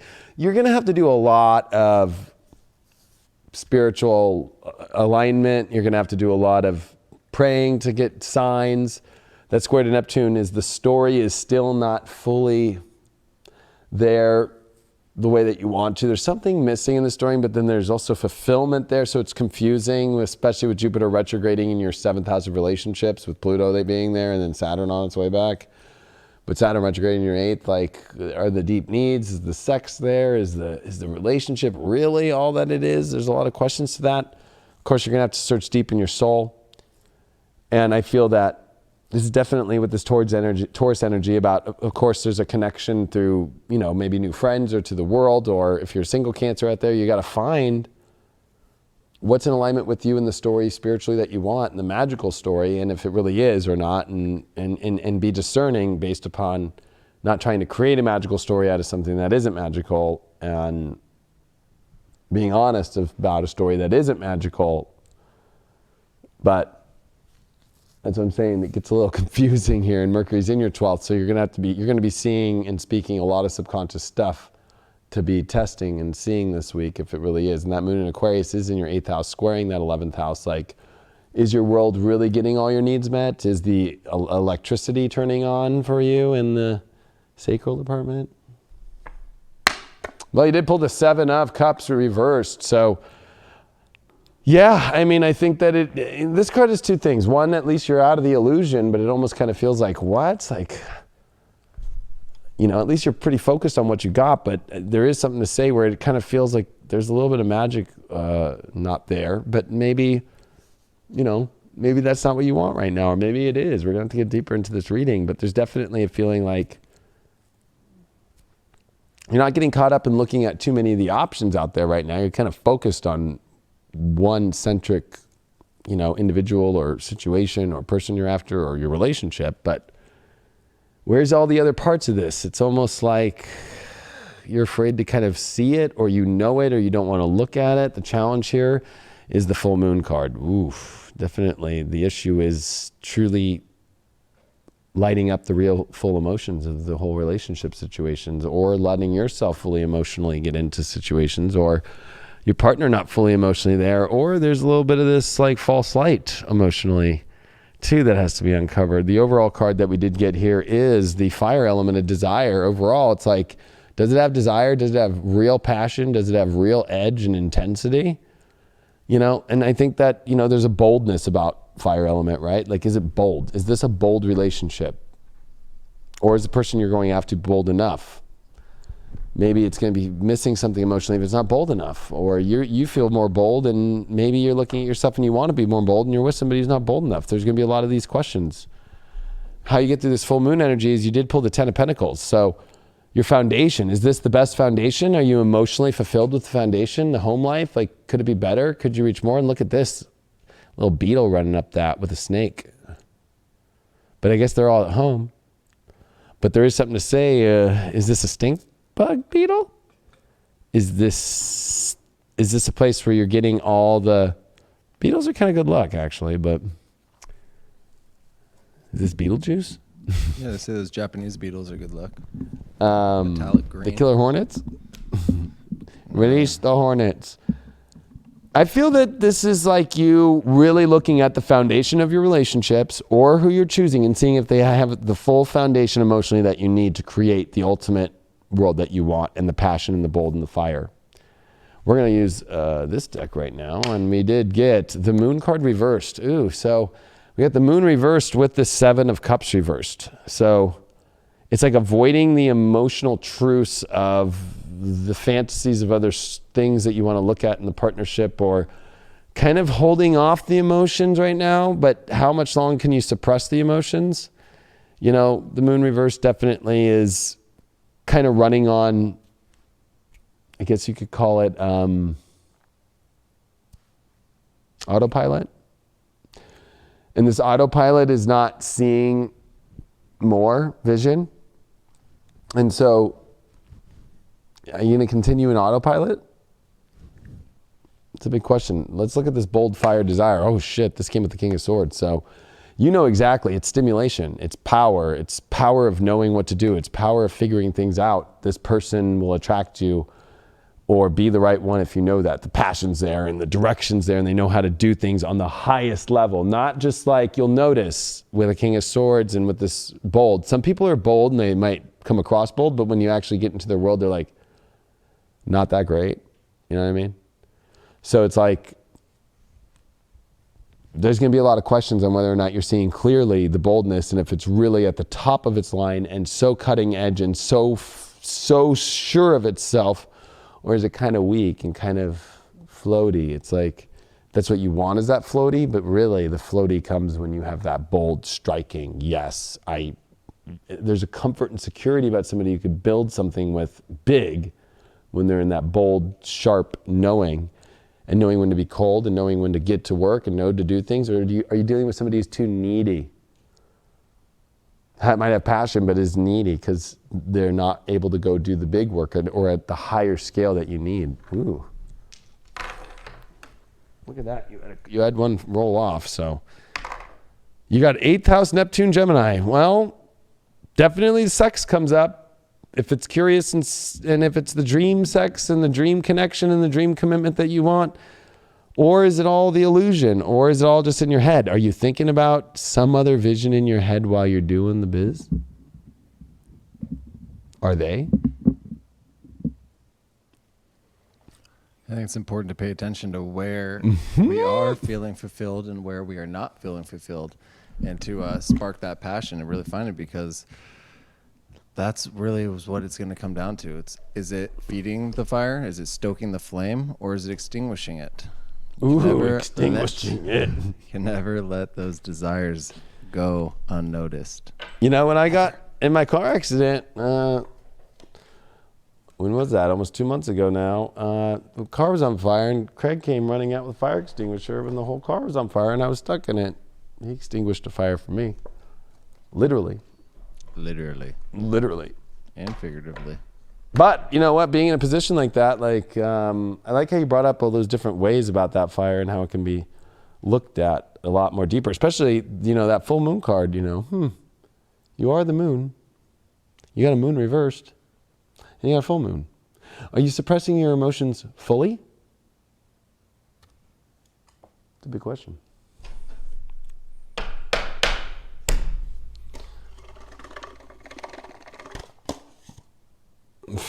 Left or right? I'll go left again. Oh, Leo. Boom. You're welcome. What was right? Libra. You're welcome, Leos. I'm just a man picking left or right. Let me just take a second here and figure this one out, okay? I finally slept at my actual bed last night.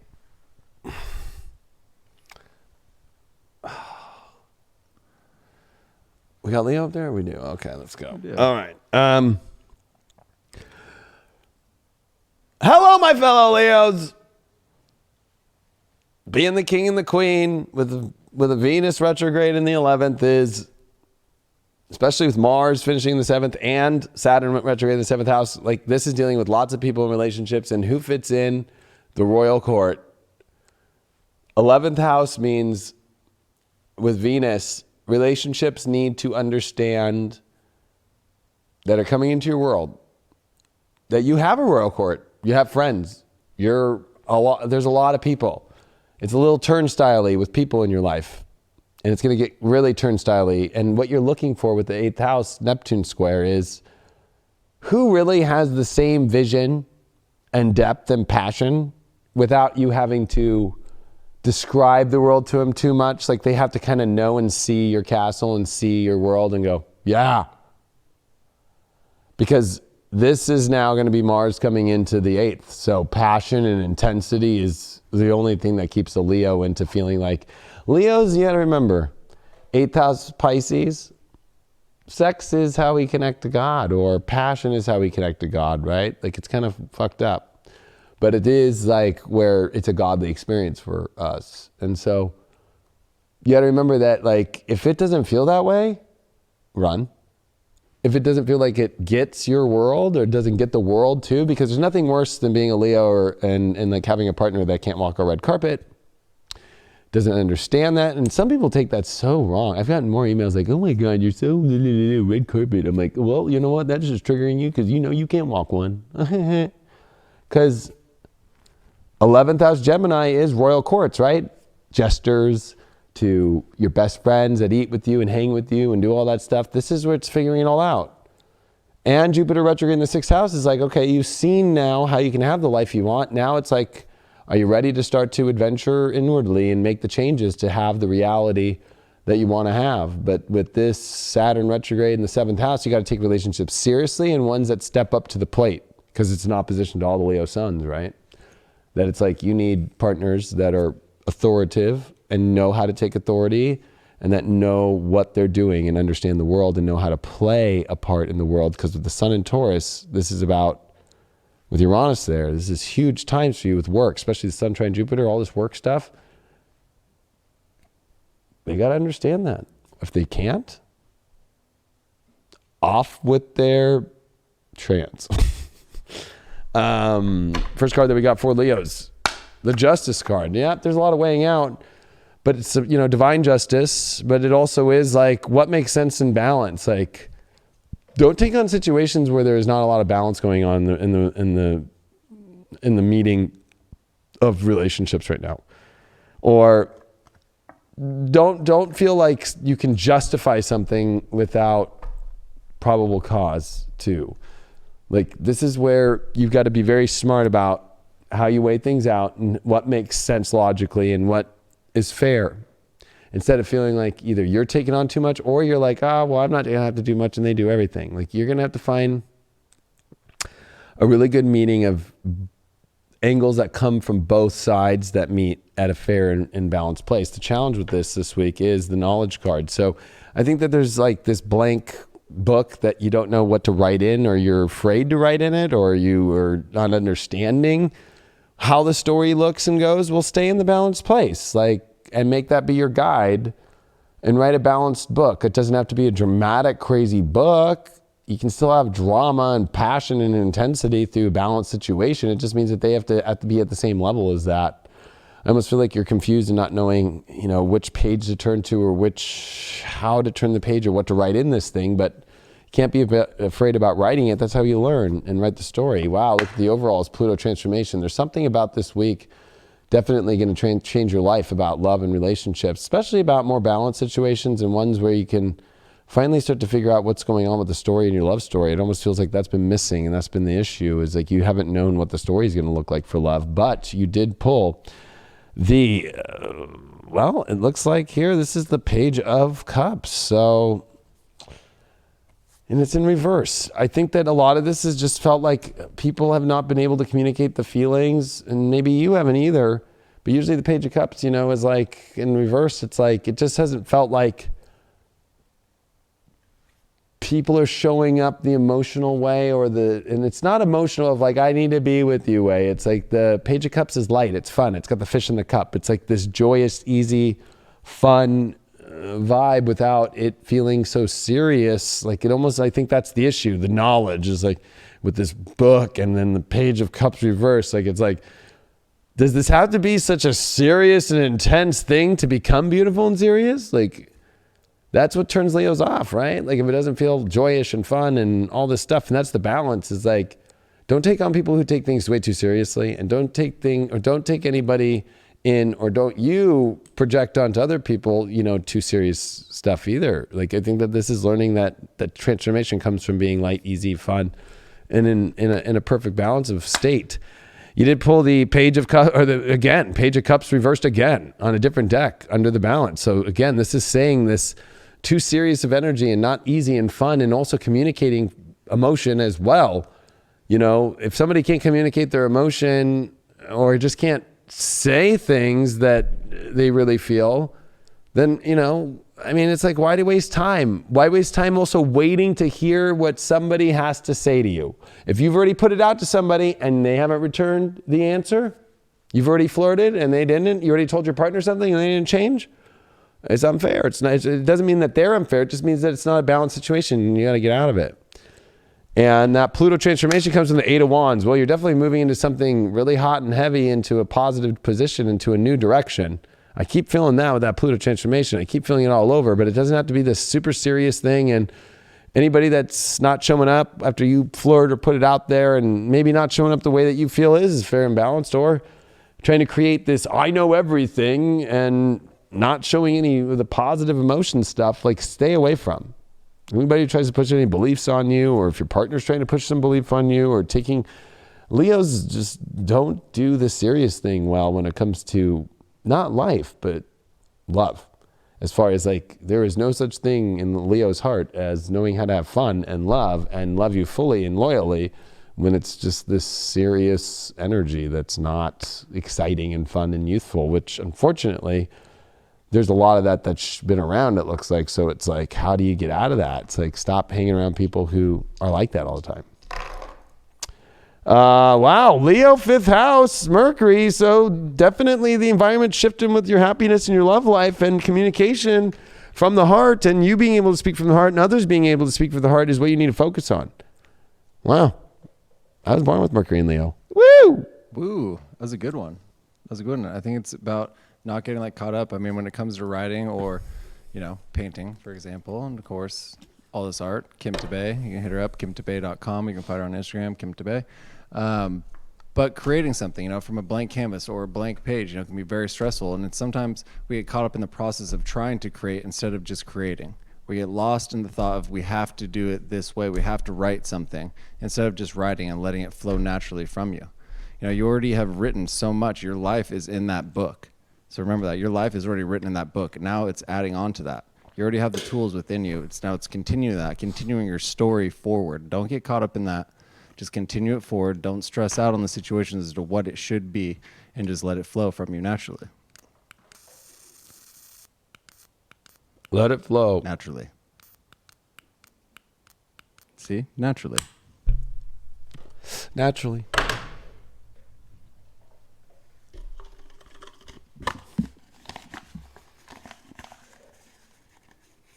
Are we going 1 this time or 2? We got 1. Taurus. Taurus. Happy birthday. Happy birthday to you. Happy Hope you birthday didn't get to you. euthanized like all the other cows Happy did in birthday to America. you. Happy birthday, More on Taurus. Channel 4 and Scooby-Doo on Channel 2. Well, Taurus, baby. It's your opposite sign. Thought I'd give him baby. I think this is a great time to be a Taurus. You got Jupiter retrograding and Venus retrograding in your own natural house in Gemini, which is your 2nd house of self-worth. So the self-worth stuff starts to come up, I'll be honest. But it's time to figure it out. Like, are you going to show your beauty and your greatness, or are you going to show your insecurities? Are you with a partner that you feel insecure about? Well, maybe it's your own insecurity. Are you in an environment that makes you feel great? It's this time to get over this insecurity over the last 8 years. Especially with this Neptune square in your 11th house about how to interact with the world and how to be part of the world. You got to be part of the world. Mars is coming in here this week. We got the moon in Aquarius squaring the sun with Saturn retrograde now. Like, you have to start to grow up, make choices, be more part of the story of life. And so partnership wise, it's like, maybe if you've been kind of in the shadows a little bit in a partnership, or you keep being in the shadows, you can't be there anymore. You got to show up in it, because this is now South Node in your 8th house. You got to do North Node in the 2nd. You got to be more physical. You can't be always like hiding in the background. Or if you're dealing with a partner who's not showing up to be in the physical, then run, because it's like, that's what you need. But what's the trigger there? There's going to be some things that you have to figure out here. It's your birthday time, so you're reinventing yourself again, especially with Uranus here. And the trines of Jupiter in your 9th house are saying, like, why are you not expanding your life? South Node's gone, so go expand into the story that you want. Go be the story. Don't talk about the story, be the story, own the story. That's the issue.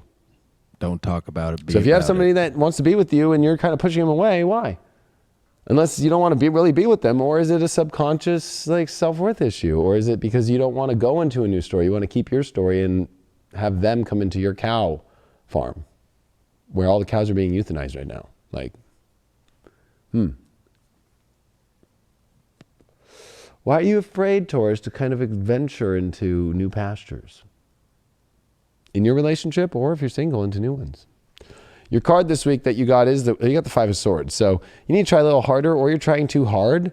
But I got a feeling with this one, I don't know why, especially from this deck, it kind of is like nobody wants to play with you because you said you were going to play and you're not going to play. You're like, I got my dog, I got all the gear, and I'm not showing up to play. Everybody's leaving. Why are people leaving? Are you pushing too hard a certain energy? Are you too sword cold? People are walking away from you. Why? Challenge, magic. You're not showing them your magic. What's the deal? Come on, Taurus. I know you're better than this. It's your birthday. You know, you're magical and you need to show it. You need to own it. And if you're going to show up to the relationship game in a partnership or single, like you got to show up to it and you got to like put it in instead of showing another side, or at least tell people you're not going to show up and say you don't want to be part of it instead of I'm going to show up and then not show up. You know, it's kind of like shifting who you are when you show up than what people say on the phone to you or whatever. Wow, your overall card is solar eclipse. Big revolution of change for you. It's like you're coming into you're burning out an old story completely and coming into a full new one of yourself, and could even be a new partnership, or just changing the way that the partnership finally gonna, you know, come to its thing. One thing with solar eclipse energy though, especially in this deck and in any astrology, is it does either burn things out. So it could, like, you know, burn out a relationship that kind of has been stalled and not magical. And the challenge was finding the magic. And it also could realign things and bring the revolution you need to find that magic and for you to show up differently. We're going to see. Why are you not in your magic? Look at the strength card. It's like you need to show up with strength to your magic. You can't be shy. It's okay to be shy. That's a strength too, right? But you got to take it to the next place. Like, keep going, not just stay in one place. Like, strength is the lion in Wizard of Oz. Like, you know, he wants his courage. And there's a lot of this kind of Taurus, like almost like the relationship realm or in your partner's realm, or it's like the courage to take it to the next place of magic. Why'd you pull this Five of Swords? You pulled the Star card reversed. It's like you're too afraid to be raw and naked in your vulnerabilities and also you're afraid to start a new start of your life. You're trying to hold on to a life that you don't even want to be in, that you want to be cleared, but you are afraid of clearing it. So you're holding on to your world a lot instead of willing to be flexible and actually see that there's a shower here that would feel really good, but it's like denial of the shower of change into purity, into connecting more with the universe. Then you pulled the Strength card in reverse with the solar eclipse. You're afraid completely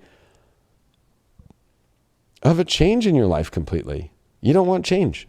You want love, you want relationships to come into the situation the way it is in your life now. And for some reason, that's not going to happen. You got to change your whole situation of your life, and like no change is going to happen because you don't want to have the strength to even go through the wild change and the revolution, like, and start a new chapter and start a whole new story in your life, or just even maybe with a new partner. First house, Uranus, Aquarius. Okay. You have to learn to connect who you are and show people who you are instead of being a weirdo UFO space cadet that nobody can understand. Like, people have to try to understand you better, Taurus. You're not coming across, but you have to show your uniqueness. That's the beautiful part.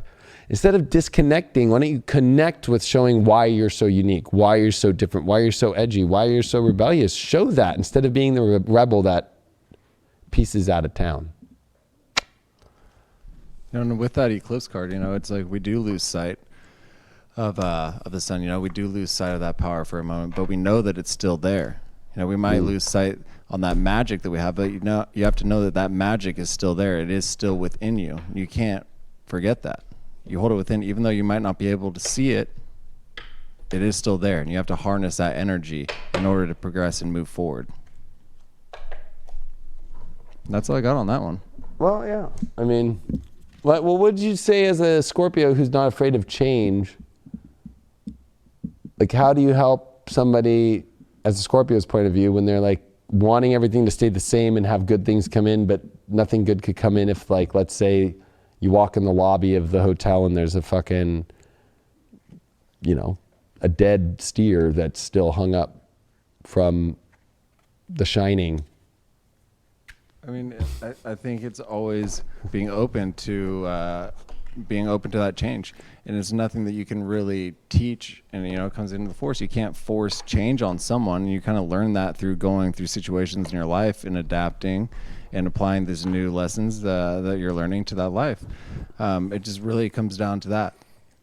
Harnessing that power that you have and knowing that no matter what situation, no matter what change, whether that is environment or relationship, is that you still have that power, you still have that magic within. You can't be afraid. You have to embrace it fully no matter what situation you're put into. That's very good advice, Craig. You can't force change, but on yourself, you got to be willing to be change. And change is the only way that you get to anything good and new in this world, right? Like if you're going to get married, that's a big change. If you're going to have a baby, that's a big change. If you're going to fall in love, that's a big change. Like change is everything. Change is the only way that you get to what you want. But staying in, I don't want anything to change and I want somehow this to just fit in without changing anything means that you're not going to get any change. And if you try and ask me for some spare change and you come across like you want it your own way, right? Like how a homeless person will come up to you and like be like, I want change. And what, you only got 21 cents? I need 30. It's like, okay, well, have fun with your, have fun. I always say this when I lived in Hollywood, when the homeless would come up to me and they'd be creepy and weird, I'd just be like, and they would always walk away. I'd be like, go back into the shadows. You don't really want to connect. Capricorn. Is that what you're doing, Capricorn? Ooh, Caps. You afraid about going homeless with the Saturn retrograde in the second house? Money? How does that affect your relationships? I know it affected my relationship life when I had Saturn retrograde in my second house. All right, yeah. Let's just start with that. Saturn retrograde in Aquarius, your second house is self-worth and money. You got to like find Saturn's your ruling planet. You got to find a way now to step into your value and your worth. Because there's something about this where you don't feel that great. Like you're like, I don't know if I'm good enough anymore. I don't know if I'm gonna be able to make money anymore. So if you're in a partnership, that affects it. Or if you're single, well, going on a date and having that vibe definitely scares people. The Venus retrograde for you is happening in your sixth house. You need complete reality overhaul. I mean, like, your schedule, checking your health, like, there's a lot here that's saying there just needs a complete overhaul. Like the system is not working. System is malfunctioning in Capricorn's life.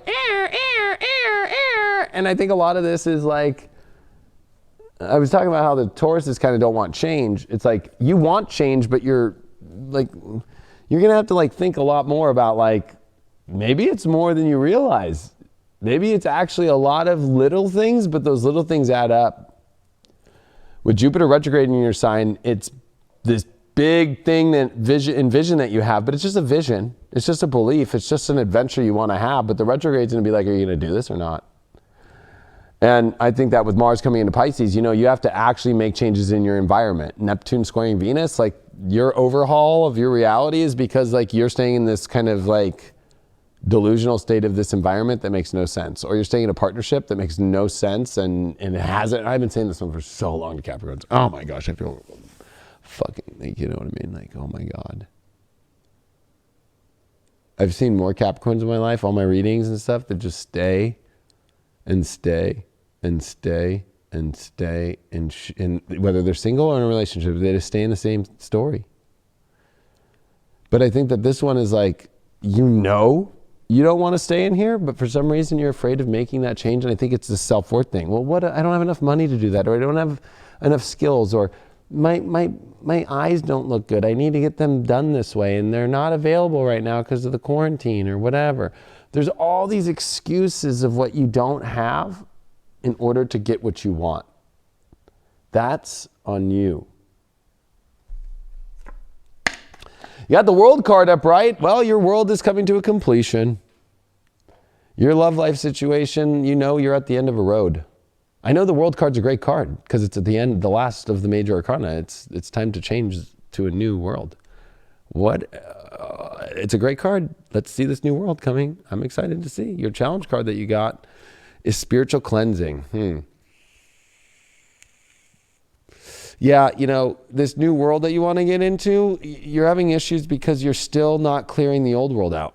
You still are trying to bring the old world into the new world. You're like, oh, but I can just like bring all that new world in. Yeah, memories, not the fucking whole world.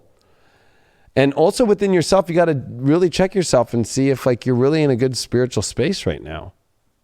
And see if it's like either, you know, especially like the spiritual cleansing is like a beautiful eye. It was funny you brought up eyes, right? It was like, I was like, oh, my eyes, they're not ready to see. It's like you're not seeing the cleansing that needs to be done spiritually. That's the issue.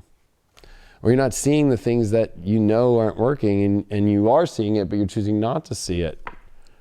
You did pull, wow, your own 10th house, the world. You've got 2 world cards. Your overall is the 10th house world, though, which is the world that you always want to have, but you have to make choices and you have to make decisions. So you can't just stay in between choices. You can't stay in between places. This cleansing issue is like the world that you see you will not be in for some reason because you choose not to be in it. You choose to only look at it. Why is that?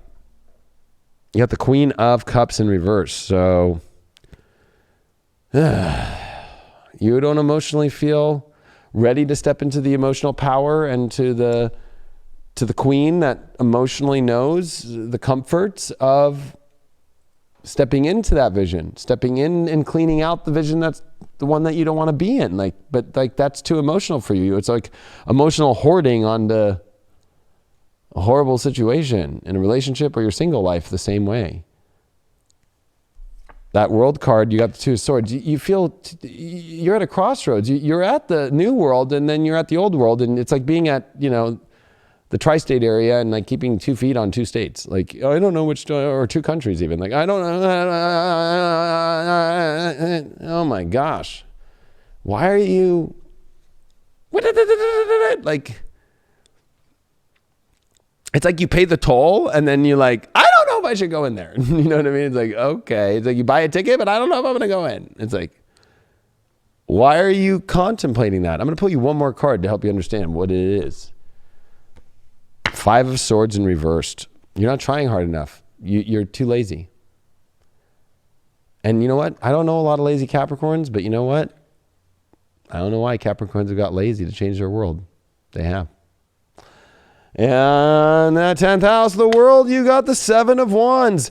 Are you ready to fight for what you want and stand for what you want? Because I got a feeling that this new world that's trying to open up for you overall is about you finally getting to a position that is the position you want to be. But it's definitely going to be something that you have to put a lot of effort and work into, and you got to fight off your own criticism from others and people who might not understand it in all directions. But that 5 of Swords on top of that 2 of Swords, on top of the World card at the beginning, is saying that, you know, you're not trying hard enough and you're making you at a crossroads and you're just sitting at the end of a story and just want to, you know, play the credits. You don't want to play the new movie. And your Astro dice are you got Libra, 10th house, Saturn. Holy shit, you have a major adult decision to make about relationships in your life. You need to grow up and you need to make choices and you need to advance your life based off the choices of the relationships that you're in. If you're not in a relationship a decision can actually advance your life. If you're in a relationship, is this relationship doing well for your career? Where's your career life right now based upon the relationship you're in right now? That'll tell you everything. Where's your career life right now based on the relationships you're not in because you're single? That'll tell you everything right now. Yeah, there definitely needs to be some sort of like restructuring when it comes to that certain relationship. Now, whether that is having like a small talk, You know, maybe there's been some little battles here and there, and you can see that there's a war brewing onto it, and you don't know if you're going to actually be able to kind of have like a ceasefire, so to say, before it actually escalates to that point. But there is a drastic change that needs to be made. Now, whether that is a healthy change or, you know, a change that is not going to be the best for everybody. Now, whether that, you know, because you're not handling it the correct way. That's what it's really going to be down to. Are you going to actually be able to build from that change, or is it all going to crumble?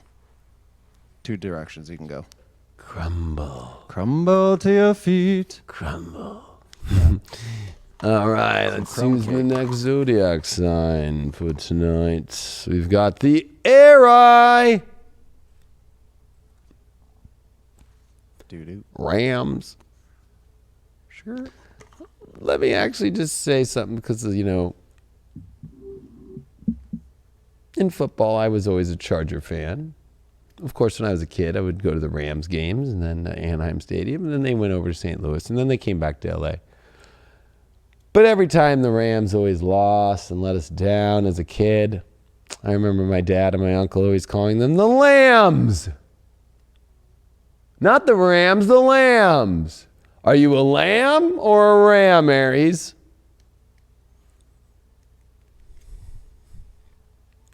Big difference. We called them the Lambs because they obviously didn't run and play like Rams. So in your love life story, are you a lamb or are you a ram? This Venus retrograde is happening in your third house. You need to change your environment about love, and you need to know how to communicate better and more clearly, and you need to be very clear on what you want in relationships. You got the sun in Taurus. This is a time where you have to know what you want and communicate it. You've got this Jupiter retrograde in your 10th house. You need to really start to look at all your options, the best ones, especially with partnerships that align with the best place for you with career. You have Neptune squaring this Venus. Subconscious, shy, unknowing what to say or how to say it is not going to go well. That's a lamb. Meh. Meh. Meh. Is that how you're talking right now? Meh. Meh. Meh. Man, I'm pretty good at the lamb. But rams, you don't hear their talking, you hear their boom. So, are you bringing a boom? Like this is who I am. This is what I want. This is where I'm going. This is how it's going to be. This is how I want to see it. That's what an Aries does. That's how Aries gets what it wants. You're ruled by Mars. Mars is coming into your Pisces this week. Guess what? That's not a fun sign. That's not a fun place for you to have Mars. It's probably one of the worst next to it being in Libra or Cancer. Third worst. So, and especially in your 12th house, it's like, how are you going to get into relationships if you're like still kind of like hiding in the background, or you're not saying what you really want to say, or you're still kind of showing up in the kind of, you're don't be a lamb. But I think at this point you're going to realize, like, lamb or ram, that's pretty much how it's going to work. Lambs don't get much. They get eaten. Rams get named after football teams and get known for a lot of other things. Lambs are sacrificed, by the way.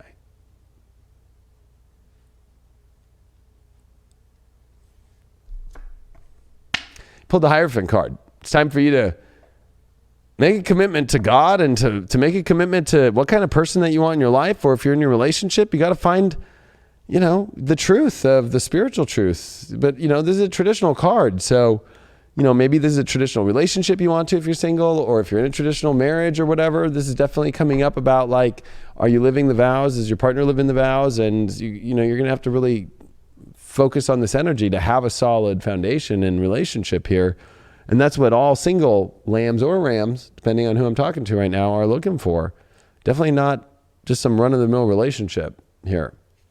The challenge card that you got is the water. So there's definitely a lot of emotional issues going on in all areas and all fronts, whether it's intuitive to, emotional itself and feeling or comfort, all the way down to passion and intensity. I feel that, there's a conflict here. There's a feeling like the water's not flowing. And I think a lot of that is going to be shown here in the reading, but I think a lot of that first has to deal with, like, have you defined what exactly the definition of the relationship is that you want, or what you want to change in the relationship emotionally, because you're not, or what you need emotionally in a relationship? Because if you don't, like, that's what the block is that you haven't made the identification of the relationship to understand the emotions. You're trying to put the emotions before the identification, and that never works. You got the Taurus card. So you can have what you want to have. You can be a bull. We just talk to the bulls, but it's about your self-worth and knowing what you deserve and showing your worth and showing your value. And you got to create something here. Like, so it's about creating something. It's not something that just magically comes together and just like, yeah, there it is. It's like, no, it takes building and growing and creating something. But with the emotions all over the place here, I think without the identification of the exact understanding of what you need in a relationship, it's hard to build something without an identity and with the emotions all over the place. Why are those emotions all over the place? Well, you pulled the King of Pentacles. You're not in your self-worth fully. You need to step in your self-worth. You got to own your self-worth emotionally of what you want. You're going to have to set that value of that. Like, I am the King of Pentacles. I have all of the foundation of my knowing of value that I am, and beauty and everything. And I can emotionally connect with that, and that will push the emotions in the right way, because this would almost feel like a feeling like you're not good enough emotionally, or you're not being treated well enough emotionally. But is that because you're not stepping into your self-worth and power? The reason why you pulled this Hierophant card is the Fool card. So, you're kind of just like trying to go like, well, I could just run around and I don't need to know and understand everything. Okay, that's great. But when the Hierophant comes, it is kind of like where the Fool steps into the church and goes, what am I? Oh, I'm doing this in the church, and I'm going to pray this way, and this is the God. It makes a choice. It makes a determination. It makes an identification. It's not just running amok with a cocktail with a dog ready to run off a fucking hill.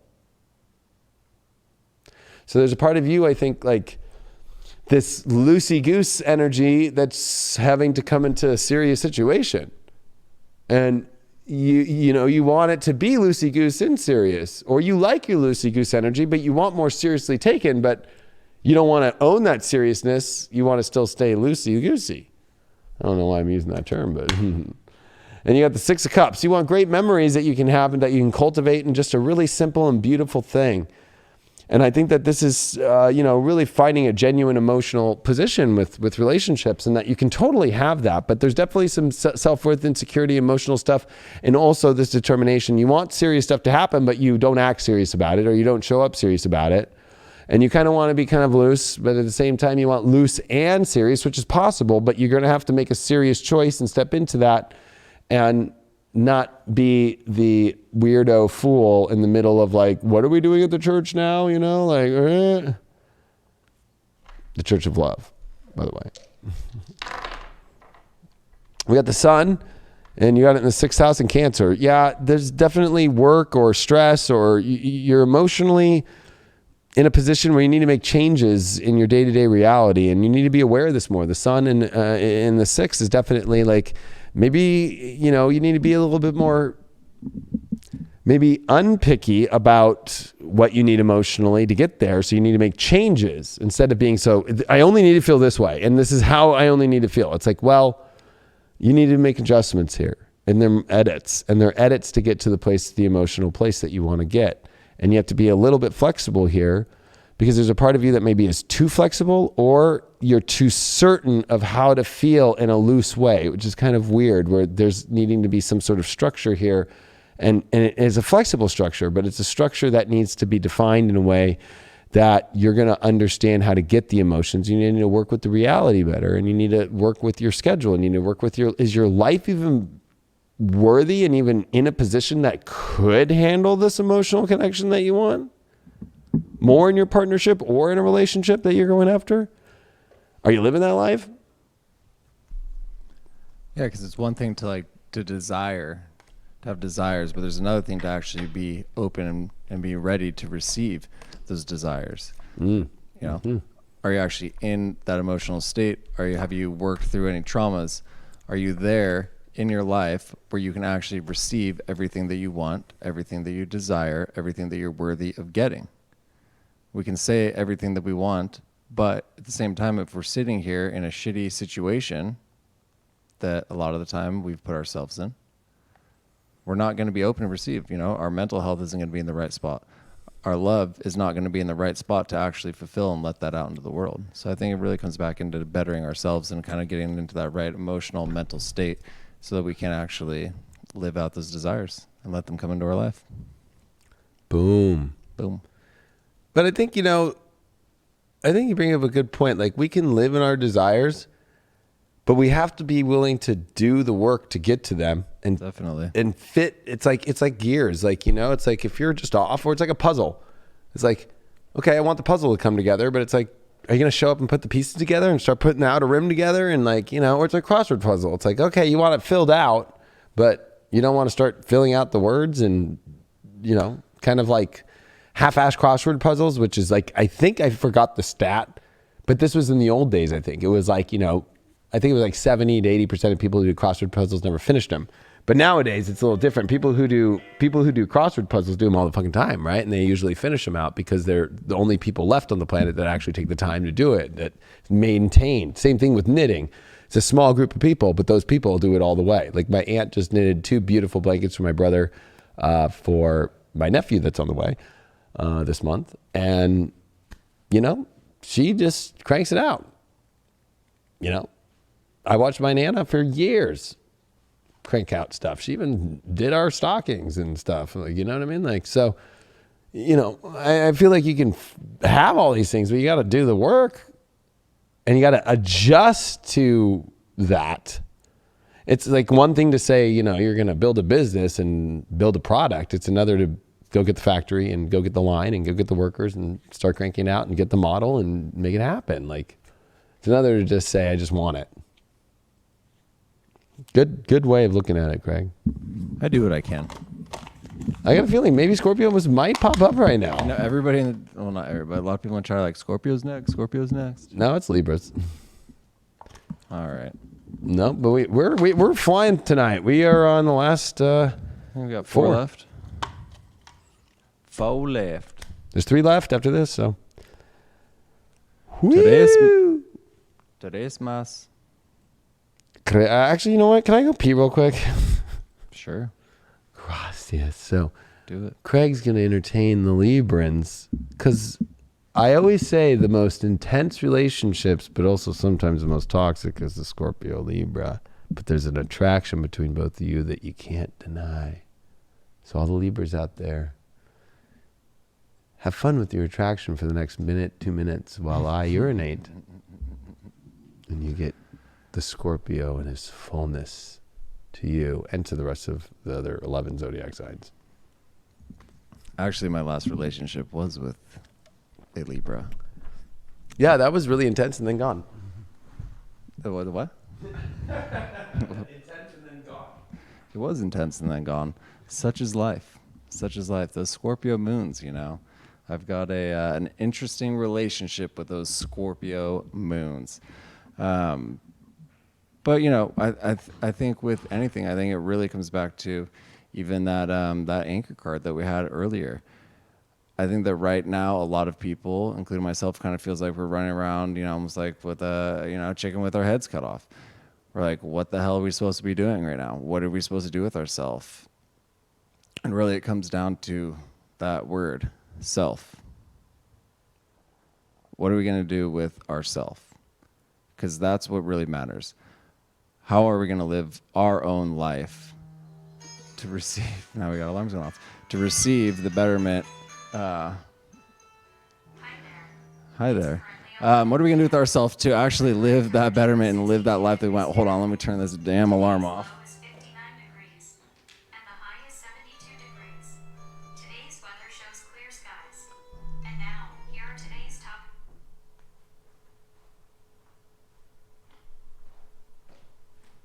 And I'm back. So yeah, what it comes down to, the betterment of ourself. I mean, are we actually going to build ourselves up and live a life that we want? Or are we going to digress and just kind of go back and wallow in our own self-pity? I think that wallowing in our own self-pity is not going to be the healthiest situation to put ourselves into if we do want to bring love into our life. Not going to be love with a relationship, because self-love, that ain't definitely going to come if we're wallowing in our own self-pity. A relationship love, definitely going to come from all in our own self-pity. So what is it that you can do to yourself to kind of pull yourself out if you are in that situation? And if you've been putting in the work and you're not in that situation, that is awesome. You need to keep doing that. Find your passions. Continue pushing forward with what's making you happy. Have intellectual conversations with those. Reach out to individuals that maybe you haven't talked to in a long time. This is a perfect time to kind of connect to individuals. We're all on this level playing field right now of like weirdness. Now, whatever side you're on the situation, there's people there that maybe you haven't talked to in a long time that reach out, that you can spark this new relationship, that you can spark a new communication and kind of get that dialogue going. Pull yourself out of a funk and kind of see world from a new perspective. I mean, we have everything at our fingertips now. Everything. You can reach out to an individual that you haven't seen in years just because they're on Facebook or they're on Instagram or whatever. You can slide into those DMs. Do it. But you have to take the chance. But you have to put yourself first. Always. You have to get yourself right first. Always. You have to be able to pick that anchor up and move locations. Always. Adapt. That's what it's all about. And that was tonight's session of Craig's Corner here on Deep Love Tarot. Craig's Corner. What did you tell him? I don't know. I got rattled there. The alarm was going off. I kind of lost track. I don't know. I talked about betterment of self. Oh, my alarm Bixby was going off and saying It's going off. the weather is 64 degrees. So that's it. Betterment of self. Pay attention to yourself. Self first is not selfish. Get on the right ship, get on the right track, and sail into those waters, baby. Oh, it's so fun watching a Scorpio just like enchant the Librans. All right, Libra.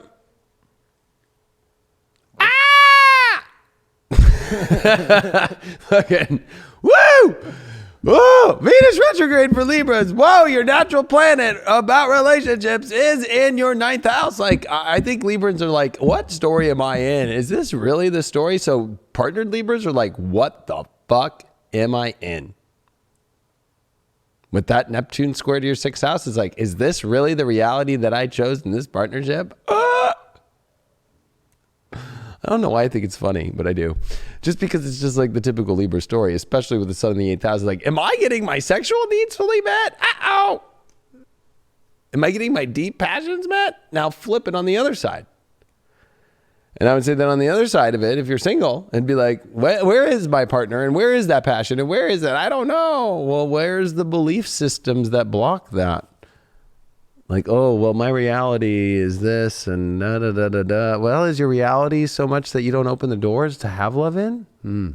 Or if you're in a partnership, Libra, have you gotten so tied up into this relationship that it's become mundane and boring? Boring.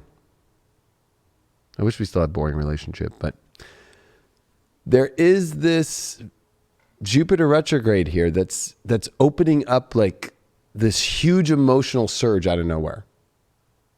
And I think it's a much more confident surge, but you have to realize, like, is this really the journey of emotion that you want to go on? And I think that a lot of Librans are on this big, like, new quest. It's the quest for the true love story. And you already, if you're in one, thought you were on one, and that's shifting. Or if you're not in one, you're going to be on one. And I think that this Aquarius energy in your 5th house with Saturn retrograde is making you realize, like, oh, shit. Trust me, I know what it feels like to have Saturn fucking go retrograde your 5th house, solar-wise. What? Woo, is this really my heart? Is this really, because remember, Librans, you guys like to piece the fuck out because you want to find something cooler. I always love, there's always memes of Libras, right? It's always like, like, oh my God, I'm so wanting to be in this. And it's like, oh, is there somebody new? But like, I think that Librans can be so committed and so everything. And I think that your big question is, am I committing to boring? Whether you're single or whether you're in a relationship, have I committed myself to boring? Is there more? This is the moment when you can actually ask for more. It's okay. You're trying to replay old energies that you tried to feel 8 years ago. So if you're in a relationship, you're trying to be like some ex, or that person you're trying to play out, you're trying to be with somebody who's like your ex, but they're not like your ex. So you're like, oh my God, What the hell? The passion's not there. The reality's there, but the passion. And that means there's no glue.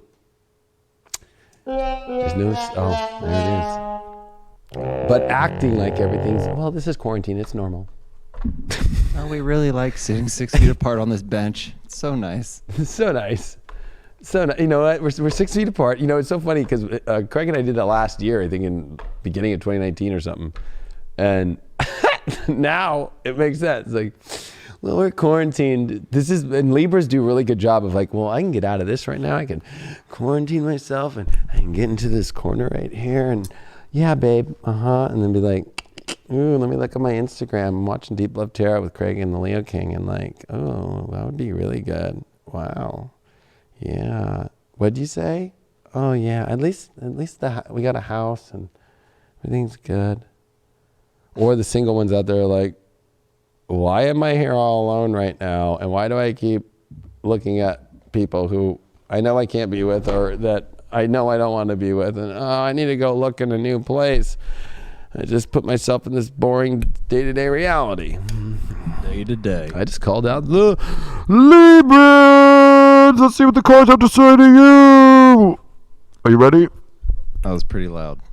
Oh, it probably was. I'll wake you up then with a little Mars and Pisces, a mundane reality that you're trying to make magical. Can you make this boring situation, single or non-single, a magical reality? Not without looking in new places. The Page of Wands is in reverse. Bum, bum, bum, bum, bum.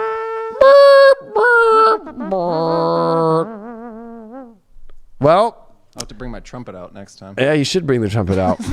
I don't know why Libras are getting this kind of a reading today, but they are. Not a good love story situation here. I think that, nobody is coming the way that you want to. Maybe literally, figuratively. or you're not at all. But with the Page of Wands in reverse, it's like the love story is not showing up the way you want to. It's not showing up. The letter is not, you thought it was in the mail. You thought this thing was all wrapped up, and no, it's not. So we're going to find out deeper about that. What's the challenge about this? Ooh, you got the boundaries card. You're not letting your tiger out. Ooh, yeah, not letting it out. You've almost maybe put too many boundaries up. I'm feeling that. Because it's almost like the Page of Wands is trying to come in with the love and you're like, no, I'm going to stay in this. It's like, I'm going to stay because, I've got control of my crazy, intense, passionate edge that has always destructed my life. But maybe now it won't be destroyed. But you can't be afraid to let out your tiger. Or you all know, I like to say my raptor because I got a raptor. I don't have a tiger. But also the boundaries are there too for singles. Like, have you put somebody boundaries up about, I will not let love in? Or, sometimes, I don't know why I'm just getting this. Boundaries sometimes mean that you have a secret too.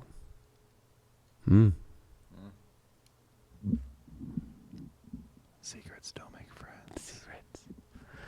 Secrets. Secrets. Or you're trying to hide somebody and put walls up and protect from anybody knowing. Woo! That means you don't want them to be seen because you wouldn't be caught dead with them on your Instagram or your Facebook. Second house of owning it. This is your outcome. Owning yourself, owning what you really want. Why? I don't care how far you are down a partnership. I don't care how far you are down staying single. Own it if that's what your true value is. But if it's not really what you really want and you're like starting to, I don't even carry my wallet on me anymore since quarantine. I don't know if you've noticed that, Craig, like in life. Have you noticed little things like that you don't keep around as much? Like, I'm like, well, what's the point of my wallet? I don't go to anywhere with it anymore. So I don't even carry my wallet on me. But it's almost like it's almost like an exchange with money, kind of like, I'm going to lose on money.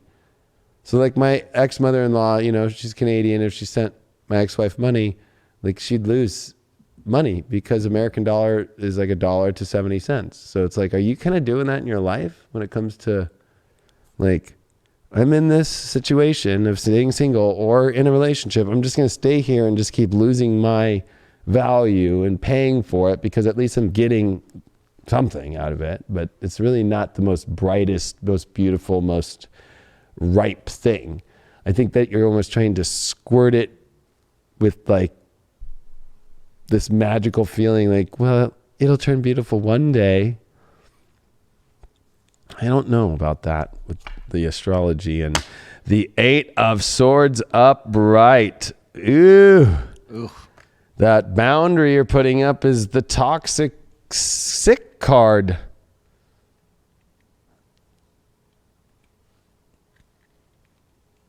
It's like, what are you, this is trapped. So you're trapped staying single, and ones in relationships feel trapped, and you're protecting the trapped vibe. You're protecting a vibe that's not high vibe.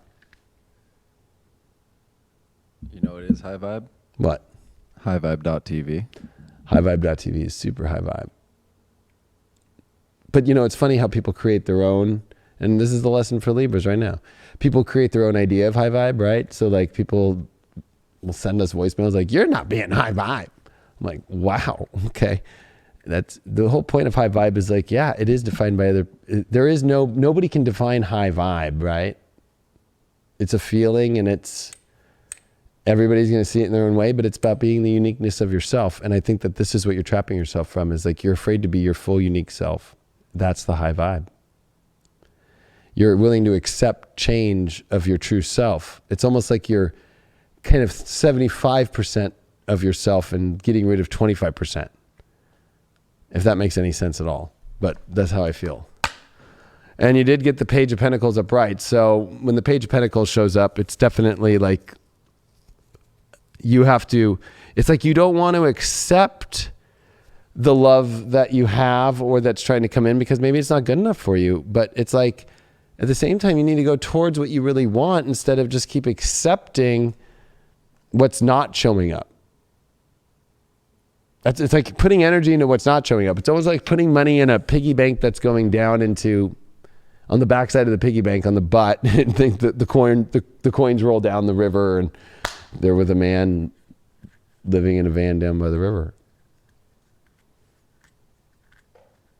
So it's almost like I think you feel you've invested a lot into this place, whether you're single or in a relationship right now, but for some reason there's not full, the return on investment really is not showing up yet. It's like buying a car that just, is losing its value more than you're paying it off every day. I don't know why I'm feeling this. I'm just channeling this shit. I'm using the astrology. I'm using all this shit, especially 8th house. It's like, what did we get with that second house? Ooh, we got the 3 of Pentacles. Yeah, that's not building something of the beautiful stature that you want to.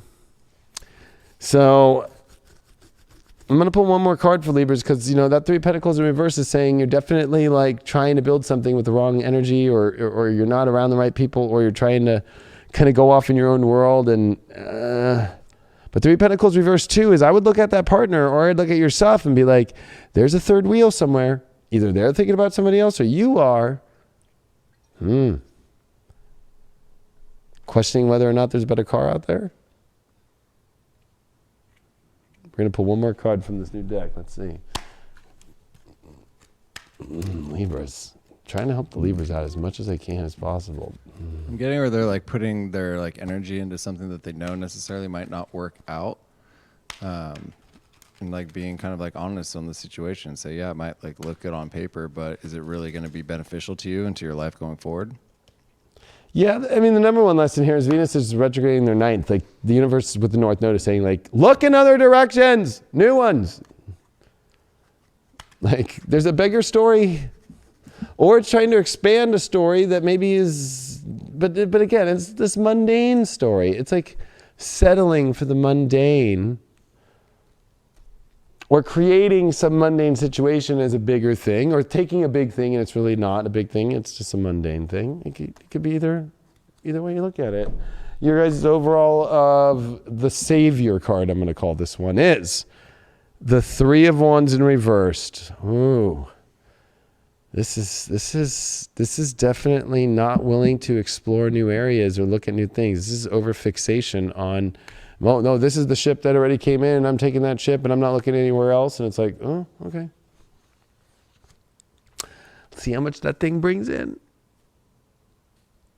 You know, I'm going to use an example because in my love school, it was right before I pulled up Kim Kardashian's chart for a second. Actually, I pulled up Kanye's chart.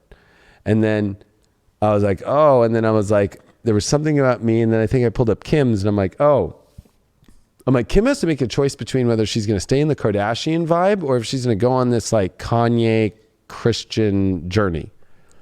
And then it was a week later, nobody knew either. There was no previews yet. It was like Kim got in that huge fight with all of her family and all that stuff. And then she like leaves and she's like going to go with Kanye and that was the life she chose. Do you really think that Kim's going to have fun being with Kanye in the church for that long without having the fun drama of the Kardashian life? Oh! Woke you up! Oh, we got an Astro Dice for them. Is that what you just did in your life, Libra?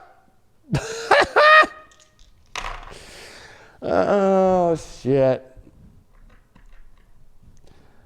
Taurus, 9th house Mercury. Oh my gosh, it's about exploring with your mind into places that maybe your self-worth might be triggered, but you know what? You got to go find the gold, the betterness, the quality. Ooh, there's better quality out there. There's always better quality. And I know that triggers spiritual community people all the time. Like, you know what? Like, this new pack of smokes is better high quality than this open pack. Truth. Truth. It's true. It's true. It's true. Do you have any input, Craig? It's just finding the right fit, the right situation for your life, and actually being like true and honest with what it is that you're looking for, and actually sticking to that once you find it. I think that it's pretty straightforward on this situation.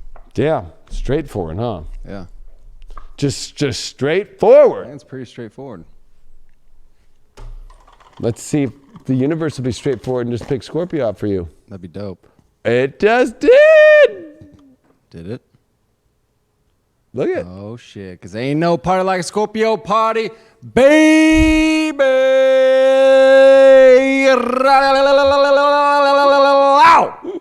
If you smell what the rock is cooking.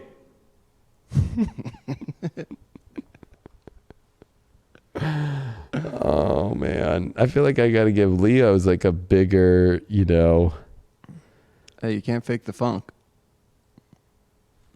No, Leo's no with me.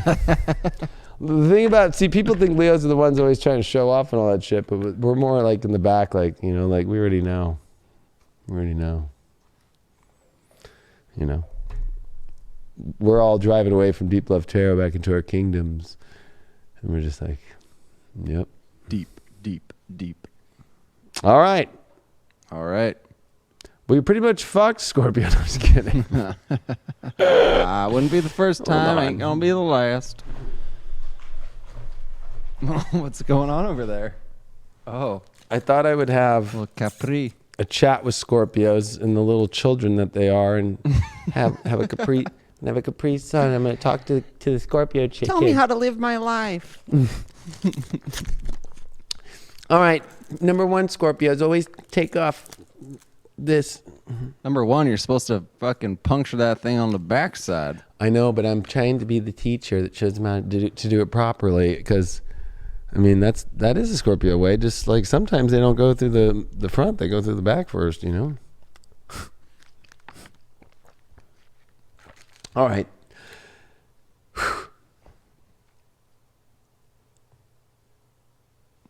Speaking of puncturing, I've said this I think last week, but Venus retrograde is now in your 8th house. That is the Scorpio house. In Gemini, it is the curiosity of puncturing and getting intense and deep and taking something on. But with Neptune squaring it, that's the only way you're going to get this beautiful love story you want. But why are you afraid? Scorpios are not fearful, but it's weird that they're fearful of fully integrating into something. And yet they tell everybody, I want full commitment from you. I need everything, but they are not acting that way. Why? Well, maybe it's that Jupiter retrograde in the third. Your curiosity is just so intense of so many different things. And then there's that feeling of kind of wanting to be free emotionally because, believe it or not, that Saturn retrograde in your fourth house of Aquarius is like, I kind of want to figure my emotions out or have my emotions in and out whenever I want. But the whole lesson of Saturn there is, no, you got to have an emotional foundation that you are connected to 100% in order to be a Scorpio. You expect that of other people, but why don't you do that to the other people that you tell that to? It's a good question. Damn. So this moon square the sun in Taurus in your relationship house is going to ask about where's your issues with emotions and relationships and commitment and fully puncturing all the way. I'll spill a little For the Capri homies. Sun for you, not tea, little Capri Sun. Let's see what the tarot has to say. Yeah, let's see. Damn, we got the Chariot card up right. Woo! Woo! You got to go forward. You got to take it. You can't stay in the same place anymore in your relationship life. You got to go and you got to take the risk, baby, because you can get everywhere you want to go in your life. You can get the swans in this deck. I love the original Chariot, though. But you can get the full connection of everything you ever wanted in this huge, amazing ride of love, but you got to go for it. You can't just like kind of be half-assed and be like, I'm going to stay here. I'm going to be kind of here and I'm going to be there. You got to go. Come on, Scorpio. You know that there is a situation where you can go fully into, and if you're in your romantic situation, you got to either get the fuck out or you're going to go all the way fucking because you're on the fence. Your issue here is power, and I would say with this challenge card, it's either you're afraid of losing your power or you're afraid to feel the power of love.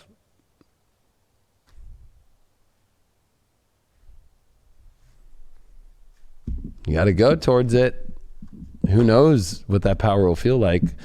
Well, there might be some power lost, but there's always power that is never taken away from Scorpio because it is the only self-generating sign, besides, of course, Leo, that holds the light of all eternity and God within it. But it's another story. Without the darkness, there would be no light. Well, yeah, Scorpio, Leo is the bringers of life and death. That's it. Every other sign is in between. Wow. But, so, you know, I would say that this has to deal with the power struggle inside of yourself or not wanting to get rid of your power or afraid to feel power all the way. I would say it's a little bit of both. We did get the overall, like, it's time to get that stability and to have the physical love and the energy that you really want. So you can't be on the fence and you got to go all the way in. You got to go.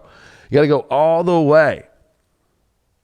You know, Scorpios probably say in their head or they say it out loud in intimate situations, all the way in.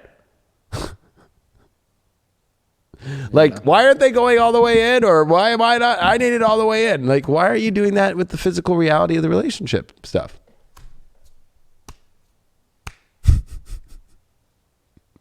I don't know, Scorpio, they'd be like, oh, no, half. Or just a little. No, they want all. Like...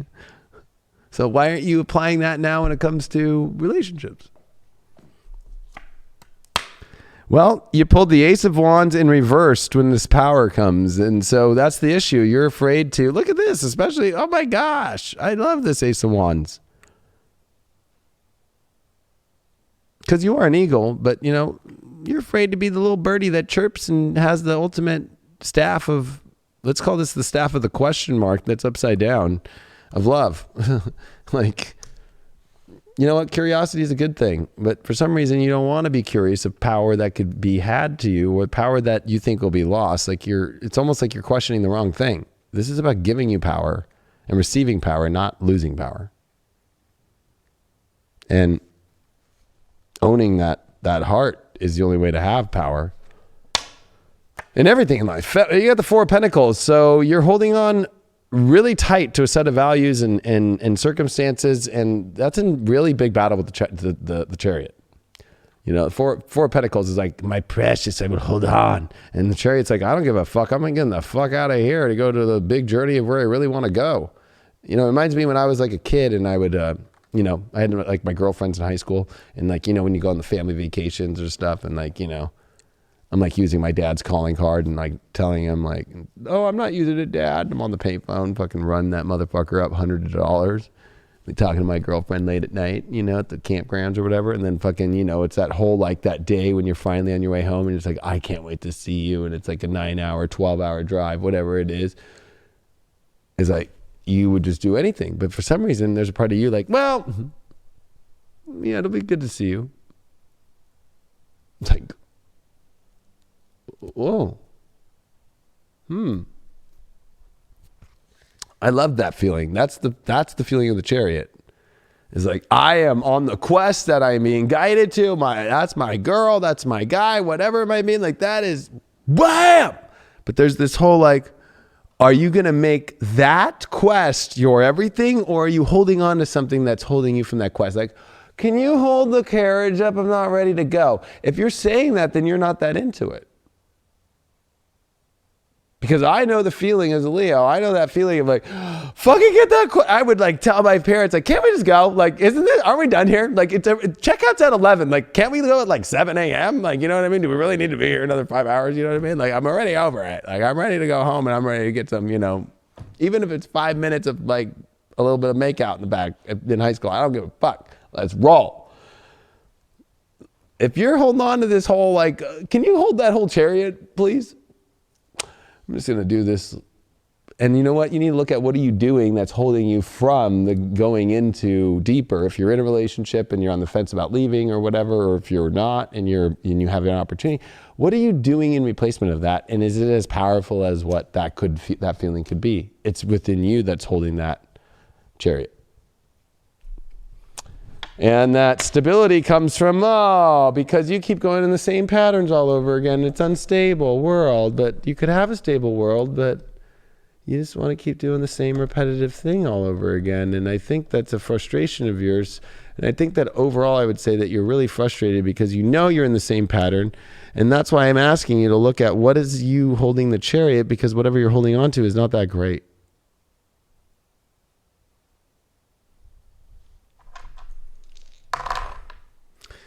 You pulled Saturn in the 8th house in Capricorn. Well, look at the lesson here. It's time to grow up and actually make a bold decision on intimacy and connection and all the way in or all the way out. And if you're all the way out, then stop playing around with people and being in the gray. Because you know if they did that to you, that you would definitely let them know and talk shit on them. Let's be real. Talk that shit.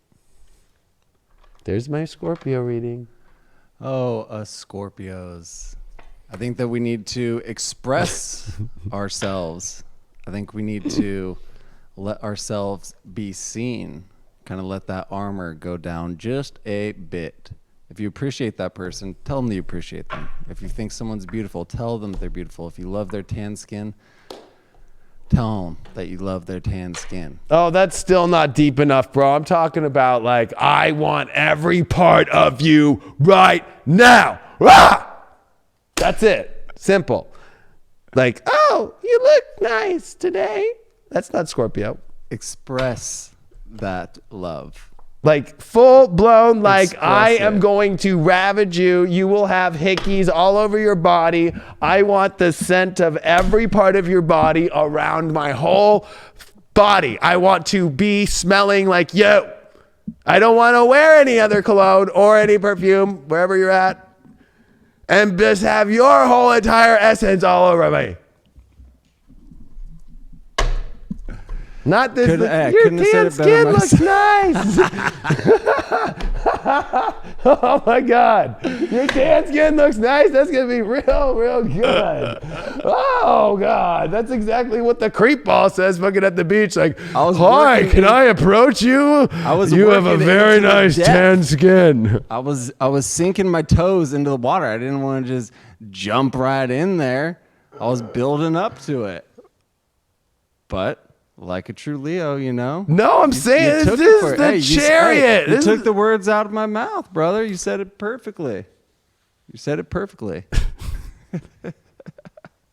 You know, your tan skin looks so nice. You got to start somewhere. Baby steps. When it comes to expression, I mean, a lot of Scorpios out there have that inability to express, even when they find that they like a certain aspect about an individual. I mean, that's true. They're not able to express it. So you got to start somewhere. You can't just go in and say, "Hey, I want to fuck this and that." Why do you think Jupiter's in Capricorn? Jupiter and Capricorn in the third house. Scorpios get authority when they communicate. Exactly. So all you have to do is just have the authority of communication instead of being like, "Is that a Capri Sun that you're drinking? How nice." Will you squeeze it gently, just a little bit comes out. Just the tip. I would never see the way a Scorpio is drinking a Capri Sun would be like this, like. All right, we're going on to the next time. Sag. And then they'd puncture it from the back. You're never going to see a Scorpio being like, hello. No. You know, it's always like, hey, what's going on? Oh my God, la la la la la la la. Like, you know what? They wouldn't say, oh, that's a really nice tan. They'd be like, oh man, that tan looks so fucking good on you. That shit's gonna look so good in my room when I put my black lights on that shit, and my mouth is all over that tan. Fucking, it's gonna look so good. Like, fucking, you want to go right now? Fuck this party. Let's roll. Shit.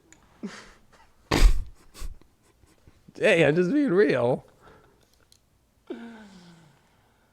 Oh. I had a Scorpio who fucking once was just like let's throw blood in the mix, like, you know, like somebody else's blood, no, like our own. I was like, oh. You know what I mean? Like, you gotta realize, like, Scorpio shit's real. Like, it's like they literally, Scorpio stuff is like, you know, this is a Scorpio woman too. If you can't, like, you know, we have to be like, we're on YouTube now and they've flagged us for being a mature channel and all this crap. We just found out. But it's like, you know, if you're a dude and you're with a Scorpio girl and you won't do the business on their business time, you know, like during their moon cycle, like, anyone who doesn't do that shit's well, yeah, I was weak. going to say, well, that's what Scorpio girls are doing right now. Like, well, I don't know. I'm not going to chariot that all the way in. Like, you know what I mean? Like, a Scorpio woman, like, will not date a man that will not accept that. As they shouldn't, as no woman And they should. shouldn't. And anybody, I agree. Should. Like, that's how you know somebody really likes you, is if they're down for that and there's no big deal. It's like, I don't even care, like, towel or no towel, whatever. Whatever. But I'll buy new sheets. I want you that bad.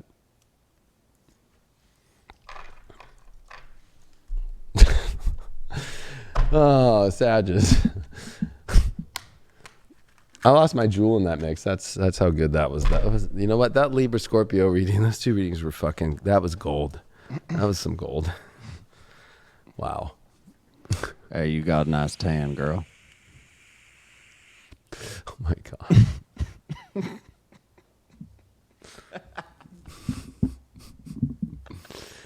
Oh. You gotta start somewhere, though. Oh, you have did you go to Trader Joe's? Is that a Trader Joe's bag? That's like so opposite of Scorpio. Like, Scorpio penetrates and gets all the way to like, what are you doing tonight? I was building up. I was dipping my toes in the sand. I was building a story. I was writing a book over here. I know, but I've known you for over 10 years, and I know Craig at when he's on fire. You know what I mean? He's definitely not saying those things. It's like, wabam. Whispering sweet nothings in your ear. Wabam. Everybody knows at the club, in the bar, or whatever, like, yeah.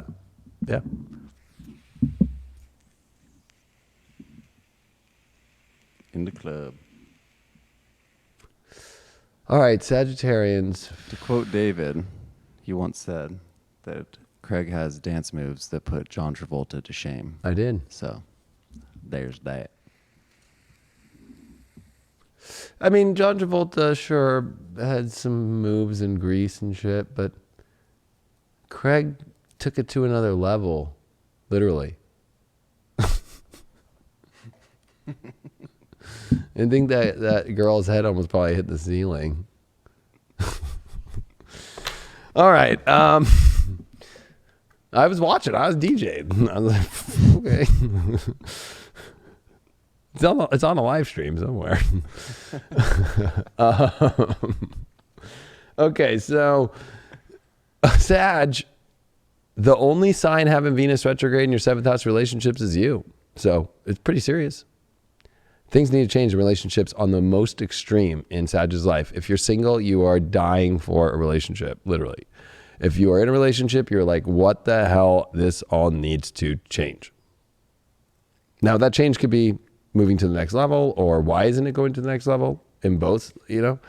But like Sages this is yearning emotionally with Neptune square of like, I am not emotionally into this at all and I need this to change, or I am yearning for the emotion and I don't have it and I need it now. But Saturn went retrograde in Aquarius, meaning that you need to communicate exactly all the pieces and you need to figure them out. It's like you can't just kind of go, well, I don't want this anymore and I'm just going to it'll all figure itself out. No, you're Sag. You're the know-it-all, right? You know it all. Well, why don't you know it all of how to get out of these situations? If you know it all to get the situation you want, why aren't you communicating and just putting the pieces together? It's like you expect other people to do it when it's like more like you need to kind of like be the Sag and kind of open up and show people your communication of what you want and what you don't want in your life. That's what Jupiter retrograde is teaching you, is you have to show, and you have to show the story of what you want. You can't kind of play, like you don't, because all Sages let people know everything that they believe and what they want and what they think and their opinion about everything. How come you can't let the opinions of people that you don't want in your life and the people that you do want in your life know what's going on? It's kind of like a Scorpio thing, but Scorpio thing's a little bit more about the fully penetrating. Like Sages would totally get on that chariot right away and just be like, I'm in, but there's a block because of the communication or just executing the shift itself. Like that is a mind game inside. And when you add to the element that we're in Taurus, like this is like, is this reality suiting you anymore in this relationship, or is this reality not being in a relationship suiting you anymore? Probably not, with the moon in the 3rd squaring its stress. It's like, this is not the reality I want, whether you're single or not. So like, this is where it's like, you got to just you got to let it not be known. You got to just like, let the opinion out. You got to be real. You got to expand your life. You're a Sag. You come into these moments in life where if you're not getting what you want, why do it? If it's, and being like, oh, it's just a little thing. No, it's a bunch of little things. It's a lot of little things. You're Sag. Don't try and say it's just this one little thing. No, that little thing goes on top of a million other little things that has created this whole big mess now. It's a mess. Neptune square Venus for you in your 4th and your 7th. This is an emotional mess. It doesn't matter if you're single or not single. Because you're in an emotional mess of wanting and yearning, whether you're in a relationship and that you don't want to be with that person. It's like, I fucking really want that, whether it's with them and then you've already gone to the line so far where you're like, yeah, it's not showing up that way. So it's like, I want some other one, but you're afraid to deal with the situation in front of you. Or you're like, you're wanting somebody, but like, you're not willing to, maybe you don't know which one to pick, or you don't know how to do it, or you don't, like, this is like messy. Neptune in the 4th house, like Sagittarius get themselves in messy situations all so they can learn to be the archer and aim at a new place and go there. But why are Sagittarius aiming and not going? That's the big question. But it shouldn't be a question anymore, because Mercury's in your 7th house now, and it's about that exactly, and it's going the fastest planet right now, is going the fastest it can through Gemini in its home sign, that you know exactly what you want in relationships, but you will not act on it because you are afraid of communicating the truth that will feel like disruption, but it will give you connection. So you're going to stay in disconnection, or you're going to stay in connection? Because there's nothing worse than a Sag being on on a vacation and on a journey and on an adventure, and then them telling him, yeah, we're not going to actually take the flight. Sorry, we're going to stop the flight and we're going to make you go back. It's like, what? Well, this is Jupiter retrograde in your worst position, Capricorn.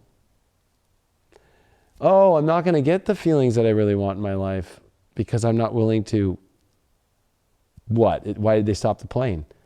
Oh, well, you know, you didn't really let us know how bad you wanted to go. This was a private plane and you kind of were half-assed about it. You were like, I kind of want to go, I kind of do. And then you kind of strolled up and then you played hooky with the plane. Like, well, I don't know, should I? Or I don't know. Guess, oh, well, we'll just shut it down.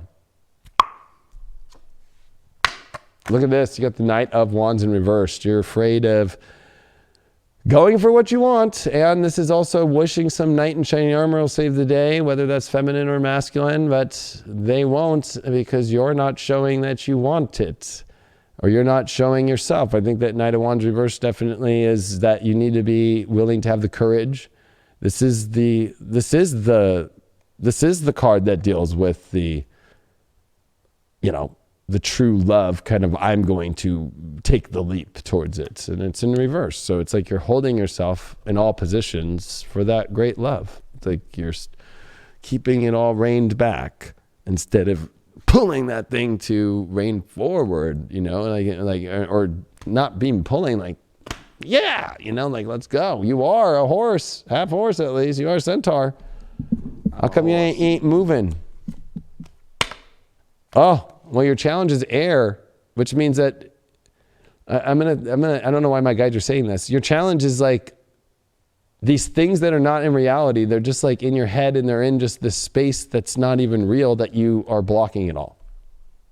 You're like letting the smallest little things, you're letting, you know, trying to figure out, well, how would it fit together? Or how would it do this? Or you know what? You only know when you leap in. That's the part about being a Sag, is the adventure. You don't go, well, how's it going to be in this vacation? And you love the whole part of like, look at this and see that. And oh my God.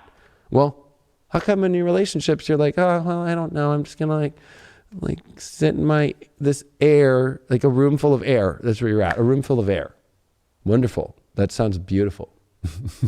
Sounds like a wonderful place to be. Look at you. Your overall is that you're going to have to make a sacrifice. Ooh. You have to go to your dreams, right? But you're going to have to let go of the past? Or are you going to stay in your past? Are you going to stay in the same place? Are you going to stay in the same? Neptune is where we numb ourselves out. This is also your emotional house. So your outcome here is like, in order to get the dream, you must sacrifice the place you don't want to be. And that allows you to move to the ethers, to the next place. It's like a nightmare. In order to get out of a nightmare, you have to wake up from the nightmare. You have to be aware of it. And then you have to let it go.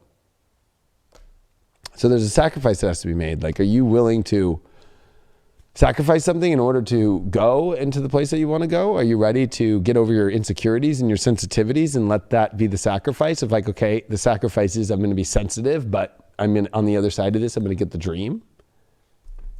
Why are you in a room full of air? You're not going to believe this. It's the Knight of Wands in reverse again. And look at these two are looking at each other in reverse. You're just not, you have a doorway out of this and you won't leap towards it, and it's exciting.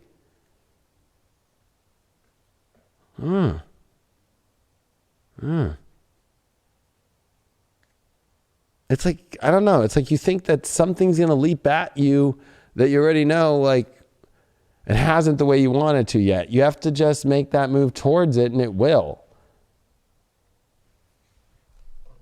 Oh, man. Look at this. Put the Page of Swords upright. You have to communicate, and you have to know in your head what the message is that you want and deliver it to the knight that's going to go leap for the greatest thing ever. You know, like, you know, Aurora in Sleeping Beauty, right? Like, Prince Philip, once he sees her and he knows, he will fight dragons. He will do whatever for it. But it's almost like you're trying to be like Sleeping Beauty, but doesn't allow anybody to know, or doesn't put yourself in the position to even be saved. And you don't, and so you don't come out. Like, you don't, like, Page of Swords is definitely communication and just being real and honest. And And where's the communication that's come to you that is what you want, you know? Like, leap towards that instead of, why are you leaping towards the things of the communication that is not what you want? And what are you sacrificing here? You pulled the Ace of Pentacles in reversed. You're sacrificing a life that honestly, physically, and in reality is not even close to the golden coin of the ultimate fresh beginning of freshness. It's like, this ain't a Mentos commercial. Mentos freshness. No. Like, you don't want to sacrifice the old gum in your mouth for new gum? You just want to keep chewing and there's no more flavor yet? That just starts to hurt your jaw. You know what I mean? Because you're just like, nah. And then it starts getting all really sticky, like, and then it starts sticking to your teeth and you're like, oh my God. And then when you get it on something, it's even more sticky. You're getting stickier and stickier and stickier and just embedding yourself into this just really gooped out blah. Because you're afraid to just own the reality and the coin and make the sacrifice of something that has lost flavor. Or just, you don't even have flavor anymore, right? And you did lose flavor, but it's even lost its viscosity. It's lost everything. It's like not even there. It's challenge. It's just in the air, and not in the air tonight or anything like that. It's just, in the air. Okay, so you got 10th house with North Node. What sign is it going to be? Pisces. All you have to do is make decisions off the biggest dream of your life and everything will work out. But you're sitting in emotional Virgo world. You're trying to maintain safety in your day-to-day reality, and it is not going to go anywhere. You have to make a sacrifice to the ultimate dream and make a big choice in your life and be a grown-up. Come on, Sag. Yeah, breathe in the power. Breathe in that power to the change that you want to have in your life and actually go forward with it. Don't get stuck in this mundane life. It's all around you. The energy is around you. Breathe it in. Don't get just stuck there. Don't just get stuck in a air-filled room, right? Don't get stuck just chewing that gum that's just disintegrating in your mouth. Level up, apply it to your life, and step forward. Boom. And the last side is Aquarius. Out here, right, Aquarius? Or are you learning to slide into people's worlds? Or are you still doing the... This is Aquarius in relationships. Oh my God, it's so good. I really like you. And then, hold on, I'm back. And then, whoa. But then when they're really in somebody, it's like, I'm really involved in this and I don't know how to... Oh my God, you can even hear it like, oh, but I can't leave this, and it's really not the place I want to be, because Aquarius has forgotten how to be a rebel and know when to go when they need to go. Boom. Boom. Home run. I did play, I was varsity volleyball. Outside hitter. And I played left and middle back. What'd you play? Left out? No. Left out of the Go game? look it up. I have all my stats. And I actually got, not through water polo, because we didn't actually do it in water polo, but guess who got CIF, no, not only CIF, Seaview League champion as varsity on my volleyball team. We beat Newport Harbor and Corona Del Mar. That's very hard in volleyball. And 2, we made it to the semifinals of CIF and lost, but at least I did get a CIF semifinal patch. Nice work. And I haven't put it on yet. Good job. It's still sitting in my Letterman's jacket thing from 2002, like in my pocket. Because I was like, I got it at the end, you get your Letterman's jacket before you graduate, like your junior year or whatever. So then I ended up with all these pins and shit and didn't put the patches on yet.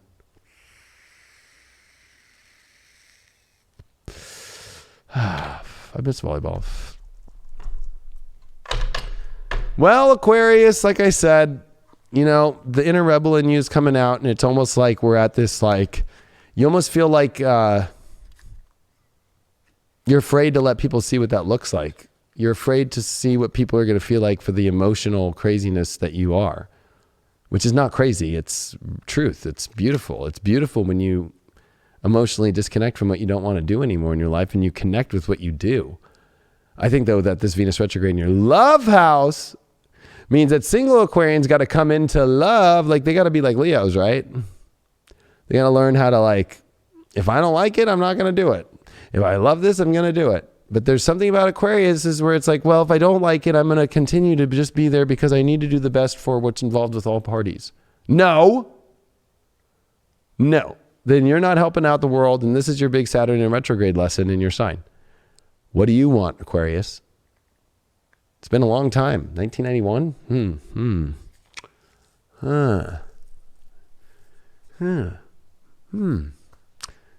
If you were young then, you never actually felt the idea of like, this is what you really want? And with Jupiter retrograde in your 12th, I mean, a lot of it is like, are you really just going to go into purgatory? Single or in a relationship? I looked at Justin Timberlake. I think he just did a Mother's Day thing for him and Jessica Biel. And I know he's an Aquarius. And I'm like, this guy feels like he's in purgatory. We already know that he was trying to play around and got caught. When was that? That was like November, October or something when he was in New Orleans on that film shoot. That Aquarians are like putting themselves in purgatory in relationship situations with the emotions. Like they're too afraid to just be honest and be real. And Mercury in the 5th is like, you need to speak from your heart. And that means that heart sometimes is not all pretty all the time. Like you got to like bring the other twin out that's like, hey, I'm not happy. I'm an Aquarius and I'm going to go. Like what happened to that Aquarius? You know, we're more attracted to Aquarians that are Aquarians than Aquarians that are like acting like mush. You know, the reason why Jennifer Aniston was such a hot girl for so long was because she was so, you can't get her. Now it's kind of like, okay, we can't get her because she's just kind of like acting like mush. Like she's just she kind of doesn't even act like she cares about whether or not she's Jennifer Aniston or not. Like, she's just kind of like, yeah, I'm here.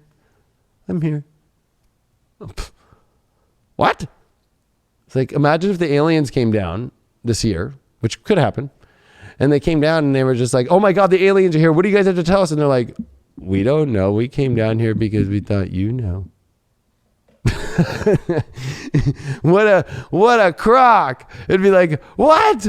So you're telling me the whole time this alien thing and all this world and it was all alien based and it was all like, you're coming down here to be like, you tell us, we don't know shit. Oh my God. And this Taurus energy is teaching you to emotionally, with the moon in your sign squaring it, you better emotionally be real about who you are and what you want, and it's going to cause disruption. But you're afraid of disruption, so you'll wait for the universe to just smack ya. Oh, the moon reversed. You are suppressing the real feelings. Ooh! Ooh! Oh, all the creepy crawlers that you really feel, I'm not going to expose them. Oh, but you know what? That's a septic tank. How much longer? I used this actually as an analogy on a reading this weekend. How much longer do you think that you can keep filling the septic tank full of shit emotionally until it's just going to fucking get to the top and just go on the surface? And guess what? You're going to have to evacuate the surface because there is no getting rid of that smell. When a septic tank overflows and it just starts going over, it's not like you can just call somebody right away like, can you come fix my septic tank? It's starting to overflow, all this bullshit everywhere, and it smells really bad. It's like, yeah, I'll come in like 3 days. We need to bring a truck over. We got to pump that bitch. We got to like, you know, it's coronavirus right now. Like, you know what I mean? It's like, you are suppressing, whether you're single and you're like, I don't want to feel. I'm being the real Aquarian thing. I don't want to feel. It's like, no, you want to feel, but you're afraid of really showing like how much feeling you have. Oh, your challenge is Stormy. Oh, Stormy Daniels. It really worked out really well for her, didn't it? Just kidding. You're definitely in, you know, a chaotic situation because you're like, it's stormy and you don't know how to like direct this ship. Like, well, you got to like let all the feelings out, or you're just a built up storm. You know, if this was a mutable sign like a Virgo or a Sag or a Gemini, you know, the signs that are all the serial killers, I would be worried. But I'm not worried about that. But you're definitely a ticking time bomb. Not of anger, but a ticking time bomb of suppressed emotion. What are you going to do when it gets really stormy? Are you going to go do something really weird out of nowhere? You're going to get even weirder? Your overall is the 5th house, which is the love house. That it's going to be dramatic to find real love and happiness, not staying away from drama. It's like, why are you staying away from drama? Drama is love. I know people don't want to hear that. They think love should be this perfect thing. It's so perfect. No, it's got to have a little drama in it, or it's not love. I mean, Romeo and Juliet, that's a love story, right? Like, ooh. People love The Notebook because that was pretty dramatic, right? Not that much, but to women maybe, or some people, I don't know. But at least, you know what? When he saw what he wanted, he ran after it. He was like, hey, I want you. And he climbed up all the way on the freaking Ferris wheel and was like, hey, girl, like, I'm taking you out on a date until you say yes. You know what I mean? Like, that's drama. That's love. And then there was even drama where she was like, well, I'm with someone else and I never got the letters. And it's like, he like made the house for her, and that's drama, right? That's drama. Come on, Aquarius. It should be some drama and some excitement in the relationship. It shouldn't be so just, this is beyond mundane. This is like empty. Whoa, the tower came over the stormy. Look at this card with all the Egyptians falling out of the tower, and it breaks the total third eye, and they literally are falling head first into the ground. We're going to have to pull an extra card on this place because your challenge is a complete destruction of whatever you're doing that you think is making you happy that you know is not, and you cannot avoid this complete catastrophe from going down and thinking that you can control it. You'd be an idiot if you think you can. You'd be an idiot if you think you can continue to go down this road in your life this way emotionally for love and all this stuff with the suppressed emotion, the moon card reversed with the tower card on top of stormy as your challenge with the 5th house as your overall. Let's see. This is going to be the wildest reading in the wilderness. Oh, you got the Emperor with that moon card reversed. You've got to take initiative and power of the real emotions that you feel and stop suppressing them and get exactly what you want. You got to be a little bit ravaged here. But the one good thing about the Emperor is he's not ravaging. He's ravaging in the sense that he has the knowing and the power of what he wants in his life, and he becomes the Emperor, and everybody does want him to be the Emperor, not by blood, but because he is the all-powerful one that has learned and he knows and he's fair to everybody, but he still goes about it and he has the courage, and everybody wants a courageous leader, not some on-the-fence leader that's suppressing their emotions. And this week, and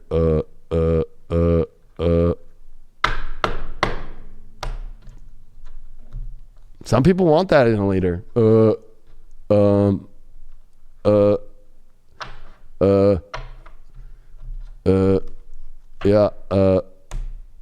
Why'd you get this 5th house? King of Wands reverse. You are too afraid to step into your true heart. Wow, you and the Scorpios need to maybe like talk it out for a little bit. Come on, Aquarius, let's talk. Because I'm feeling this vibe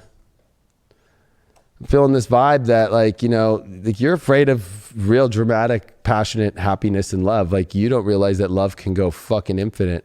Like Aquarius, like that's why I use Jennifer Aniston, because back in the day she used to be like, you know, like, okay, this didn't work, so I'm out of it, and okay, I'm gonna do this, and da da da. Now she's just like, well, I'm just not gonna have anything, and you know, like she did get out of the thing with that one guy was Justin, the Leo. That was her last thing, like she got out of. Now she's just, you know, at home smoking cigarettes. I don't know if y'all know she smokes cigarettes. So, I just think that, it's like, are you just that stripped naked away? Or it's like a stripped barren wall. And you're like, I have to stay with this wall, or I have to accept this, or I just have to accept this. Just really, it's like, I'm going to accept, okay, like better yet, it's almost like we're talking about Romeo and Juliet. We're talking about like, okay, let's talk about any kind of love story. It's like, okay, like here's your Winnie the Pooh book. Fall in love with Winnie the Pooh. Or are you Winnie the Pooh? I mean, that's a beautiful thing, but it's created a stormy situation because you're just putting honey on everything.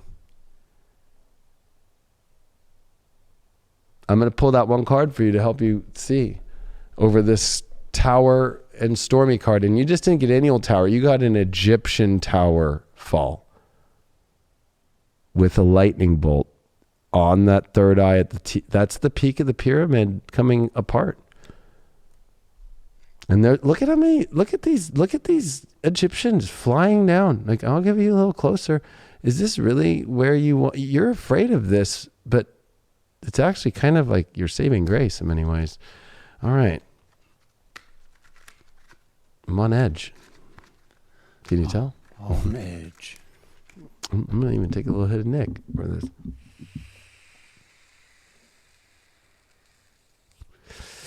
I don't know why, but it's almost like you'd rather watch previews instead of the movie.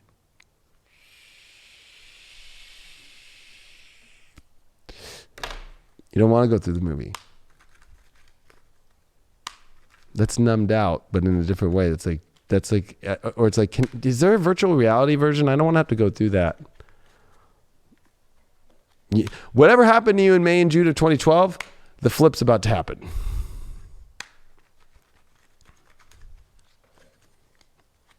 You've reached the peak. All right.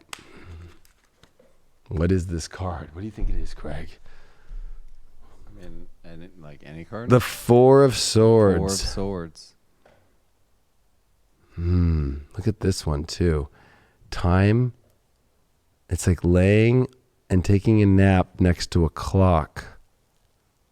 What's that behind it? That is so... It's the head of it's the head of a ghost ship with freaking spiders on it. And the time is set at 4:47. 4 is 8 and 7 is 15. That's a 6.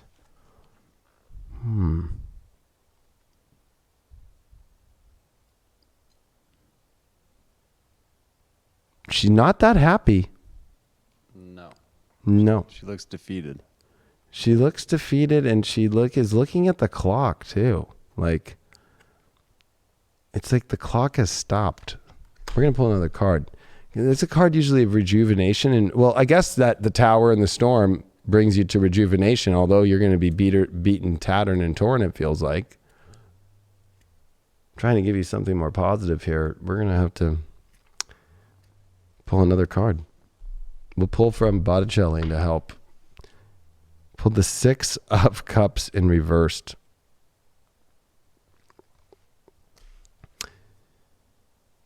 Yeah, these are not the greatest memories that will be seen, but are you creating great memories now, or are these just fading away?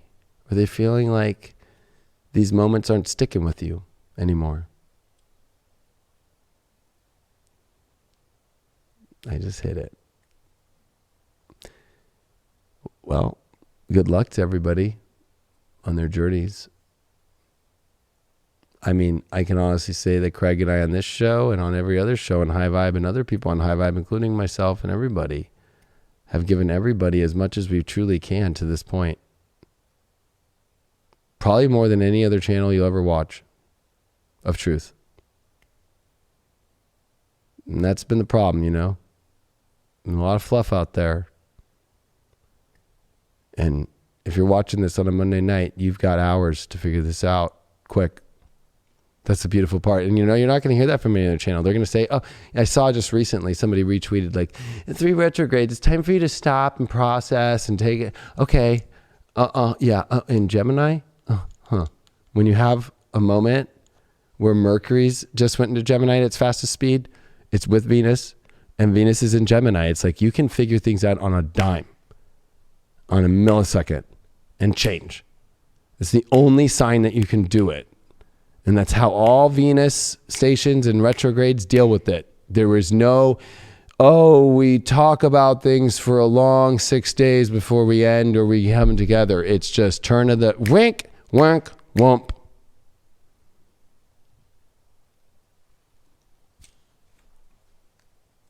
But I can tell you that we prepared you as much as we can for the two benefics that are going to go retrograde back to back after Saturn went retrograde, it was 24 hours ago. So there's nothing left for you to figure out. It's whether or not you're going to make yourself feel good or not. Or go through this as a weird circus, or go through this as a exciting and beautiful time. I think it could be both, but I am North Node Gemini. I am very, very well versed in Gemini. So there's two sides of the story. There's two sides of every coin. There's two sides of your soul. There's two sides of your brain. There's two sides of your lungs. There's two sides of your hands. There's two sides of your arms, everything, your feet, your eyes. What side did you choose? And this isn't something to go, well, I'm just going to continue to figure it out because I have plenty of time. Let's see what the universe has to say about that. Two of Pentacles. All that is continuing to keep, shuffling worlds. Like, I'm going to keep juggling. Like, Cinderella's about to go out. No, I'd rather just wash the floor. Oh, but wait, no, I want to go there. No, wash the floor. No, I want to go there. No, wash the floor. I want this beautiful life. No, wash the floor. Are you going to sit in that?